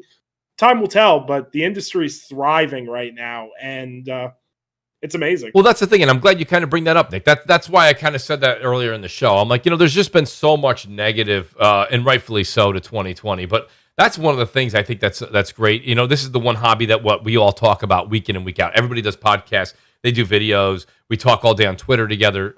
We whether we agree or disagree with each other, we all do kind of have that same common ground, and that is gaming. And to see people that I know personally, again, I have my friends that are called casuals, right? They just played Madden. They just played NBA 2K. They just played Call of Duty. That's fine. But I have people that have never picked up a controller, probably since they were like 10, okay? And they're in their like 30s and 40s now. And they're like, dude, I want to get into gaming again. And I'm like, that's amazing. It's finally enough. Because you know why? They've exhausted Netflix. They've exhausted Prime, right? Like everyone is excited. Like I even get excited, right? Tonight, I can't wait after. It's become a 6-7 week tradition now. The minute I'm done with Crossfire, I can't wait to go watch the next episode of Mandalorian, right? But you exhaust those shows, and then it's like, I go, well, was there anything good out there? And people start making stuff up. They'll just say this or they'll say that, and I'm like, I don't want to watch that. I'd much rather play a game. And I don't know, maybe that's just me being me, but it's great to see the public kind of come full circle from their youth and pick that up again. Nick, I couldn't have asked for a better segue. The one thing you did say though about the whole thing going on with scalping, I don't know if any of you guys have heard this, but there was a recent report. And I know that we all talked about this before these consoles came out, meaning the PS5 and Series X. One of the things we said was that, these consoles have the price tag that they have mainly because Microsoft and Sony heavily rely on the fact that once you buy these consoles, that you'll buy a game or two, right? Whether that be physical or digital. They prefer digital, I'm sure, because they get more of that percentage. But nonetheless, well, now that what's going on is with all of these scalpers that are kind of holding on to thousands, I don't know if it's hundreds of thousands. I don't want to put a number out there that I'm unaware of, but it's a substantial number. It's so substantial that in the UK, they've decided to actually bring it. I don't know if it's up to Parliament or who's actually deciding it over there, but they're actually going to make it a crime to hoard these types of purchases, mainly because what's happening, and you'd have to figure that Microsoft can absorb this a lot better off than Sony can. But Microsoft's also not pleased. They expect when one console is purchased that one game is at least purchased. And with all of these consoles being hoarded and kind of kept aside, this has kind of put Sony in a predicament, especially Sony. But they said Microsoft's also very, very unhappy. People are not buying anything because they don't have their hands on the new consoles. So, Enrique, I'll start with you, and I want to hear what Hustle chime in, guys. Enrique, have you heard anything about this? And do you see how this is kind of an issue? There's a reason Sony put this thing at $399 digitally besides trying to compete with Microsoft. They figured, hey, you know what? Listen, somebody at the round table definitely said, we'll put this bad boy at $399, the digital edition. And you know what? Look, they've got to buy 2 or 3 digital games from us, right? So we'll make some money right there. Look, we're going to get our money back right off the bat in week 1. Well, guess what? Now there's possibly up to hundreds of thousands of consoles sitting in people's garages or in locked warehouses on sale on eBay, not moving. Sony and Microsoft aren't seeing that software purchase, which is where the money is. Yeah, I mean, like the scalpers are definitely, have had some impact on that in that regard for both companies. But I think the one thing that both companies are doing, and I'm going to use this word loosely, doing well, is that they actually still are restocking these consoles. So you don't have to necessarily go to scalpers per se, but it's a question of whether or not you can get your hand on these. But the brick and mortar is gone, Brap. That's the problem.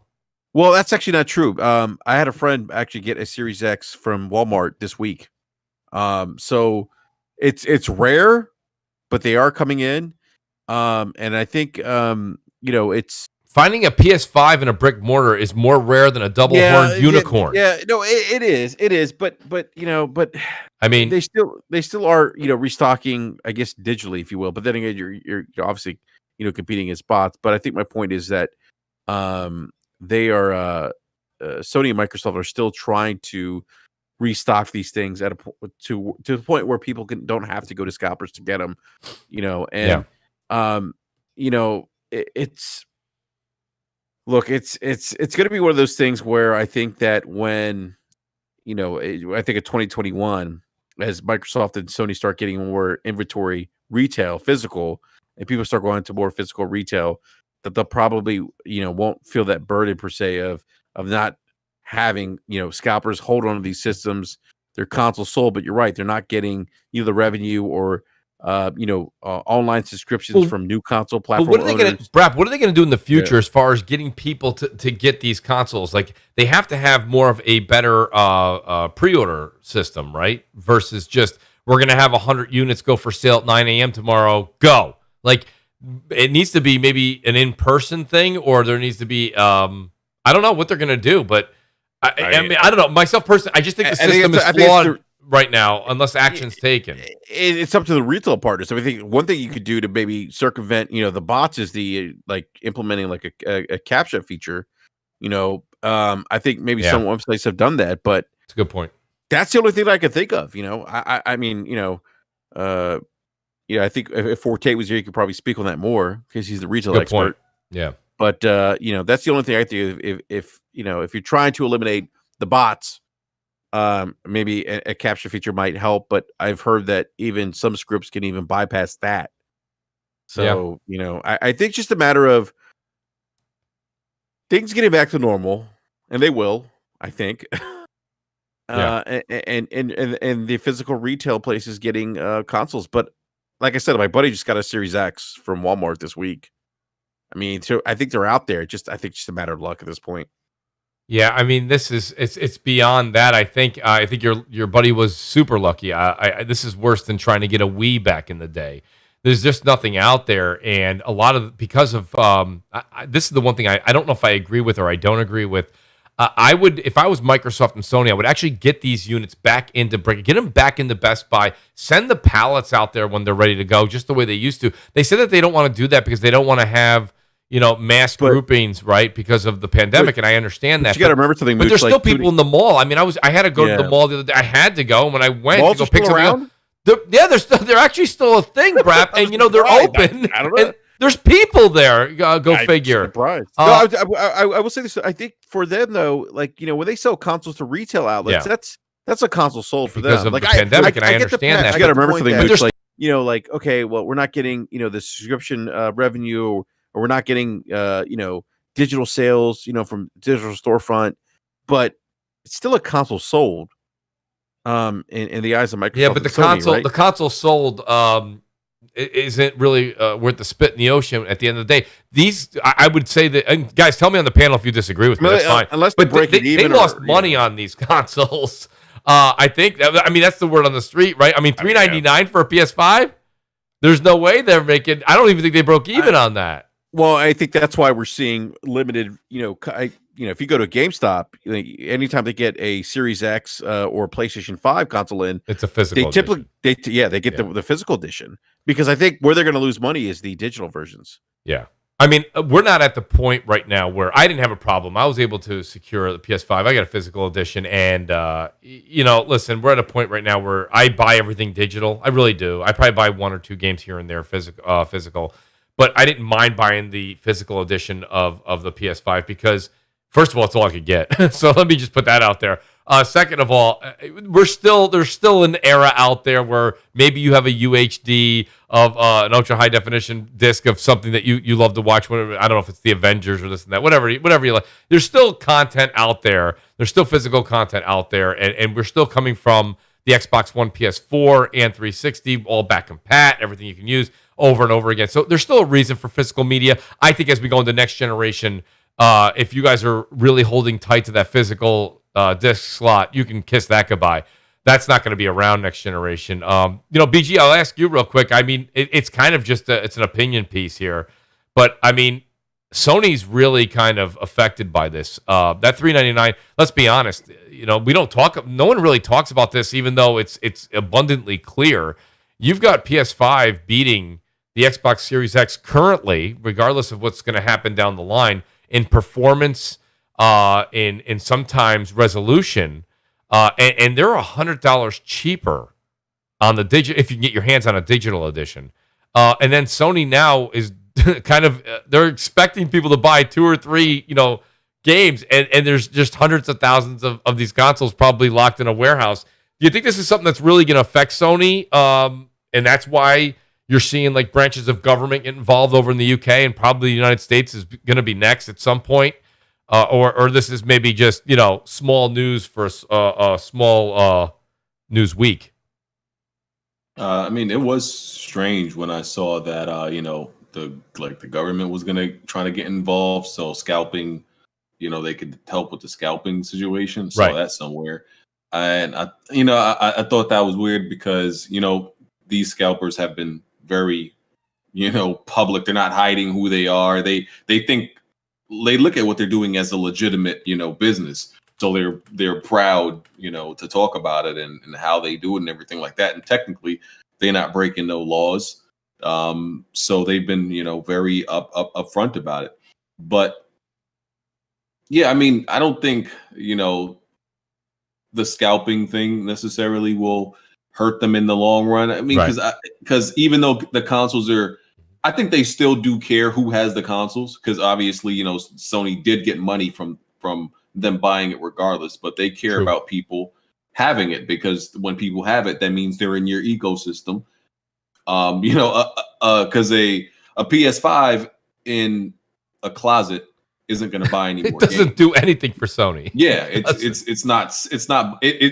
it gave them the money for the console, right? But now you're keeping them from what they really want to access is get people in a store so they can just start buying up things, and then you make further profit, and they get more. When people invest in in an ecosystem, whether it be on Xbox or PS4, it's hard to get them away from that once they adjust. Right? People tend to want to stick to that ecosystem, even if another platform may be better if they're used to that ecosystem. They, PlayStation and Microsoft want you to stay stuck there. And absolutely, yeah, that's what they're kind of being robbed of right now, is the potential for those type of people. Yeah. All right. Go ahead. So I'll jump in. I want to speak to Enrique's point first, and I'll speak to BG's point. I think Walmart might be the only store that doesn't have like a capture thing, so that's why they're going super quick. They'll have a time like I was trying to help my man Triforce Jay get a PS5 for his nephew, or for his little cousin rather, and I said, hey, it's going to go live at 3:20, and so happened he was streaming. He was trying to get it, but he couldn't get it. I think that should be implemented across all sites. BG, to what you spoke to, I had a conversation with a colleague of mine, because I was trying to help him get a PlayStation 5 as well, and we had a little argument, a little tiff, if you will. He said, well, if PlayStation is still selling, then what's the problem? I said, dog, you got people with, like, let's say, for instance, 4,000. So I think that was the last number I heard out there in the UK. I said, you got somebody with 4,000 consoles out there in their garage.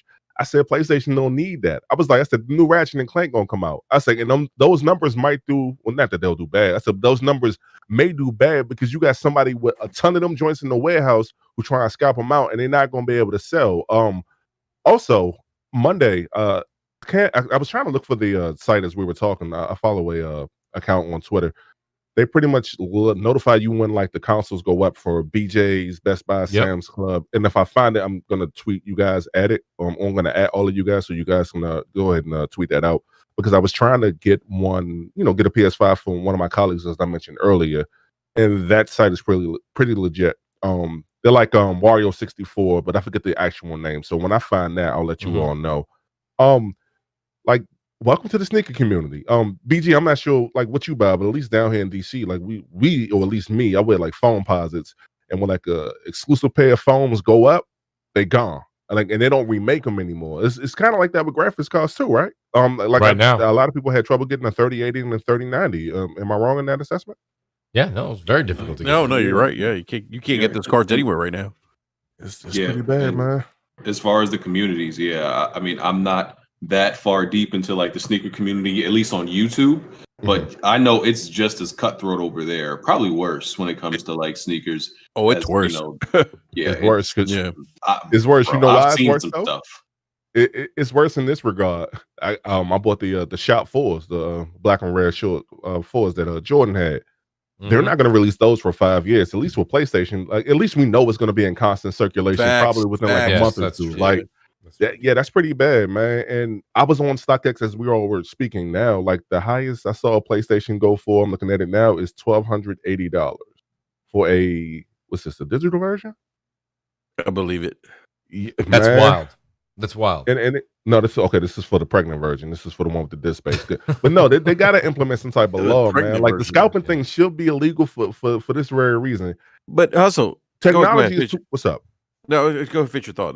Technology is too far advanced. Like if you don't have access to like a bot site or anything of that nature, then like there's no way for it to be stopped. If you, I'm fortunate enough to have very fast internet. And I'm speaking of Jordans, when I order my Jordans, they stop me in the middle of ordering them. It's like, are you sure you're not a bot? I'm like, yo, I had to go through the caption and all that, and I almost didn't get a pair of shoes just because I have fast internet. Like, do y'all understand like how problematic this whole thing is? But go ahead, bro. No, go ahead, BG. Go ahead. No, I was just gonna say, and maybe you could, connect to this too. I think I saw on Twitter that they said Walmart, is either Walmart or Best Buy, said that they had stopped like a crazy amount of bots, 20,000 buying products. But I'm like, how is that? How? Because when we go on and try to get if you try to get like a next gen console now, you don't run into any like captures that stop it. So I'm like, how are they stopping it? Like they're saying they do. That's the part I don't understand. Somebody lying, BG. That's what that was. Because like them Jones come and they gone like in the blink of an eye. Yeah, I saw that report too. But they got to put stuff in place, man. And I feel like this is gonna have to like hit our core systems over here in the US, man, because this is entirely too much. Like apparently, and I don't know if you did it or maybe Bond or somebody did a video. Apparently, there were more PlayStation 5s than there were PlayStation 4s at launch, and people still are having trouble getting a PS5. Yeah, that's facts. Yeah. Like but Hustle, this is. I mean, I hate to say, at least in the US, man. and you're right, like using bots and having the next Jordans, 50 of them in your garage or 100 PlayStation 5s in your garage. It's not illegal, but this is capitalism, and this is what these people are doing. It's supply and demand. I mean, I hate to say it, but the retailers, at the end of the day, I mean, how much money do they have in this? Like they don't make money on console sales either. They want sell these consoles, get them out the door, and we're gonna make money on everything else under the sun. And it's just capitalism, man. I wanted to mention that too. Y'all remember when the PS3 dropped, right? Y'all know them consoles cost $850 to make, and they were selling them at $600. Like that. I don't know what the turnaround is like this time around, but like NVMe drive, like that joint move at 5 gigs, 5.5 gigs, I do believe, at peak speed or whatever. That's not cheap. No, like for the record, that is not cheap, man. Yeah. And look, the PlayStation ain't gonna make no bread off the hardware immediately, but they are gonna make money behind that software, man. And aren't they profitable? I mean, they're profitable right now off PlayStation 4. I mean, like, so I think in a sense, like, yes, it sucks for them right now because they're not making their revenue from subscriptions and digital purchases, but there is recurring revenue from PlayStation 4. Like they can piggyback off the success. So that's a slippery slope, though, Brap, that you bring that up, because that was one of the other things in the article that I read that was basically I'm just saying in the short term, I should add that Microsoft and Sony are very aware of what you just said. They're making a lot of money on their last generation consoles that are still out there, and this may impact whether or not we see more cross-gen titles. If these, if the new next-gen consoles are being hoarded and kept away by these scalpers, and they're not selling at the rapid rate that they would if they were flying off the shelves at $4.99 and $3.99 respectively, you may see more games being turned to cross-gen because they've got to make their money on software. That's where the money is. I mean, it's really just a tally or a feather in the cap to sell the hardware. They want you to start buying the games, and buying the content. You can't even buy any of the movie content, any digital content off of their box if it's locked in somebody's closet. So that was one of the things they said. That's just, people say, oh, it's no big deal, don't worry about it, we'll get past it. So what? Let them all hold on to them in their closet. Well, it may affect the next 12 months or so's decision making on whether or not something's going to be a cross-gen title, or maybe even further out. I don't know. That was something the article did bring up. So the fact that you bring that up, Rap, that is something that we have to. And I myself personally, I'm one of those types of people that says, when a next generation console comes out, give me next generation games.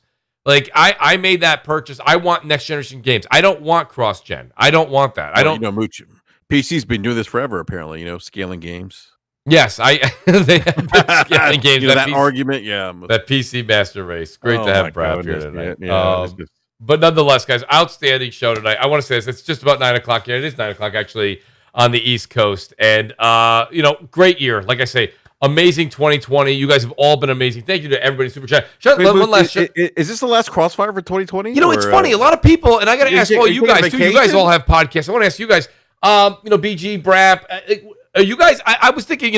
I happen to my show falls on a Friday, right? So next Friday's Christmas, of course. That's out. Mooch, if you podcast on next Friday, I will be there. I will not podcast next Friday. That's a promise. But the one thing I was thinking, I said, it's funny because New Year's Day, it's New Year's Day. It's not, if it was New Year's Eve, no.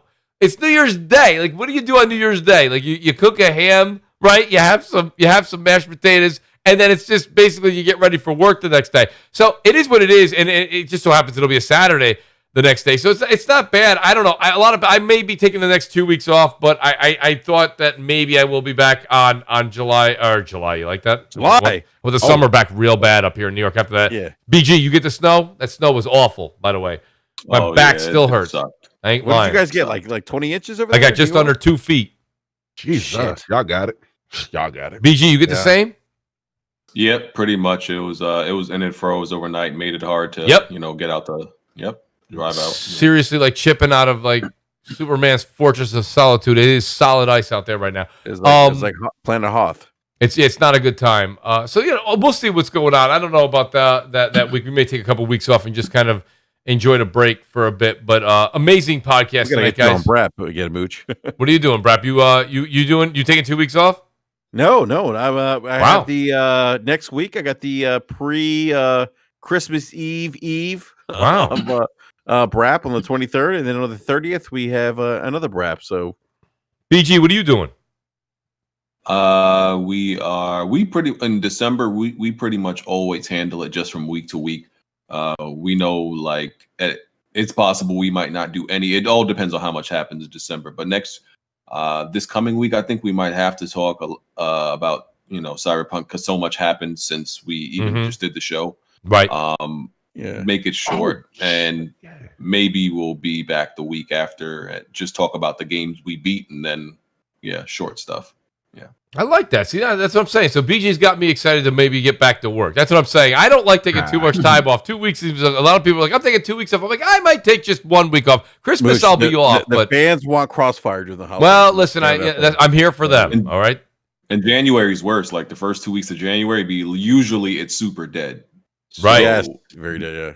Right. You got to make up stuff at that point. Yeah. So everybody's gonna have to collaborate and get a lot of panel members. Is what we're gonna need to do, BG. So you're already on notice. I'm only kidding, BG. It's like, damn.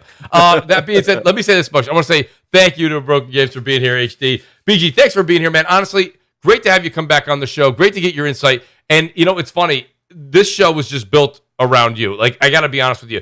There's just so much you've been doing. You've been putting out a lot of content on CD Projekt Red, and you've been saying this for months. So it's really just a collaboration of all the things that you've noticed, the things that you've put out. And then, like I said, I'm sure it's not like we take pride in it. We want the companies to do well. We want the games to do well. But everything you kind of called did come to fruition. That being said, outstanding to have you here. Let people know where they can find you. And I can't wait till you're on the show again.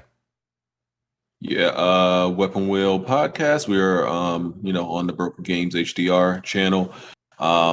6 p.m. Sundays, so come check us out if you haven't. Go check out the channel now. And thanks for having me, Mooch. People, stop putting developers on pedestals. They're human. They're human just like everybody else. They can fail just like everybody else. And companies, corporations too. Exactly. Nobody's too big to fail. And they're humans, so just don't put too much pressure on them also. That's a good point. Be bad. Absolutely. BG, thank you so much. I'll do a shout out real quick. I go back down in an opposite order. Shout out to Optimus Code, who couldn't stay till the end of the show, but it's always great to have Code on. I really need to get Code, I think he needs 48 hours minimum notice to be on the show for a full show. Well, he's a senior citizen. That's right. Why. That's right. Wapner's on at 8. So I had to, yes, absolutely. So shout out to Optimus Code. Great to have Code was 35 when Pong came out, by the way. Leave Code alone, will you? He's old as shit. Absolutely love the man to death. Hustle and motivate. Always great to have you, man. All my digital audio equipment, working with my man behind the scenes. Always good to have you. I know you're promoting hard the channel. You're working very hard, doing video after video, content after content on Twitch and YouTube. Buddy, let everybody know where they can find you. And thanks for being here tonight. Hey, Twitter and YouTube, Hustle and Motivate. Hey, I just did the 5 days of Hustlenomics last week, so I want all of y'all to go check that out. Catch me on the Scumcast tomorrow at 5 p.m. featuring the Ash and Luca. So we're gonna have a great time over there. Hey, BG. Yep. Hey, I think you have a new panel member, correct? I do. Mocha Latte. Mocha, yeah, Weapon, yeah. So I want y'all to, hey, look, I normally don't promote other people, or maybe I do, but you know what? It's okay. Y'all make sure y'all go check out Mocha Latte TV on Twitch, man. Her streams are extremely fire. She is playing Assassin's Creed Valhalla. I will see y'all tomorrow in the Scumcast. Nice. Thank you, Mooch, for having me. I really appreciate that. it. Absolutely. Yeah, definitely check out Scumcast. Hashtag my New York, the Ash and Luca. And then I've got Nicholas Downey, Nick Undead on YouTube and Twitter, everywhere. Nick, outstanding to have you here tonight, and thanks for giving a different perspective. Like I said, you kind of do the print where we do the audio. And I got to be honest with you, it's outstanding to get your opinion on games and different pieces around the world. Buddy, thanks for being here and let people know where they can find you. Yeah, people can find me on Twitter at Undead3XVI. You can find all my written work and all things along those lines at LordGaming.net. And yeah, I'll be joining you guys on the video content side of things in the new year, but more info on that next couple of weeks. Outstanding, Nick. Thanks. And everybody in the chat, by the way, everyone's saying, Mooch, Merry Christmas. Enjoy the break. Guys, Merry Christmas and enjoy the holidays to you guys as well. And then I've got my buddy here, Brap, Basement Radio Arcade Podcast, never short on an opinion, whether it be Twitter, Twitch, YouTube, you fill in the blank. Enrique, thanks for being here tonight, buddy. Let people know where they can find you. Yeah. Hey, by the way, great show, Mooch. Great panel guest. And look, everyone, have a safe and happy holidays. Like, seriously, be safe because stuff is going around. Absolutely. And it's it's crazy. Like, talk about the pandemic and everything. I know some people in the gaming community, one individual's in a hospital right now. I won't mention his name. And I've had family members more recently impacted by this. So just be safe, everyone. That's all I got to say. Be safe. Stay inside. Play some video games. Lots of video games to play right now. How's wrong with that? Nothing. Yeah. Just enjoy it. Like, seriously, like, just enjoy the games. Enjoy time with family indoors. Be safe. And Mooch, seriously, love the show. I hope you don't take a break. You probably will. Hope you don't take a break because I love CrossFire. It's a great time. Appreciate it. And check us out on Brap every Wednesday night, 9 p.m. Eastern Standard Time. By the way, we're going to do a special Basement Radio Arcade podcast tomorrow. Yes. At 12 p.m. Eastern Standard Time. We're going to have Hogue Law, Rich Hogue from Hogue Law, to talk about this whole CD Projekt Red debacle. Hogue is a great guest. He, if you guys don't know him, he actually does some legal work for the gaming industry and has a lot of great insight into what's going on right now. So definitely check that out tomorrow, 12 p.m. Eastern Standard Time. Mooch, always a pleasure. Thank you again. Absolutely, buddy. We'll definitely promote that show. It's going to be a great show tomorrow afternoon. And then I just want to do a quick plug for everybody that couldn't make it here. These guys are working hard. They couldn't make it this evening. Gaming Forte, you guys know where to find him. He's doing DPS podcasts on Thursdays. You can check him out. Gaming Forte is also available on Twitter everywhere at @GamingForte_Forte, and it's Gaming Forte on YouTube. And then there's the Xbot448 who couldn't make it tonight. He literally wrote me before the show. And he says, I'm running late. I might be able to make it. I'm not sure. So he didn't get out in the shift till after 7 o'clock. So here's the Xbot448 who does his show also on Thursday evening. So shout out to Xbot. And the Crap Gamer, our Mr. Unscripted himself, who is, he's just Santa Claus. What can I say? He's just doing everything for his family. He's wrapping gifts. He's taking care of everybody. You can find him at @the_Crap Gamer and Crap Gamer Reviews on YouTube.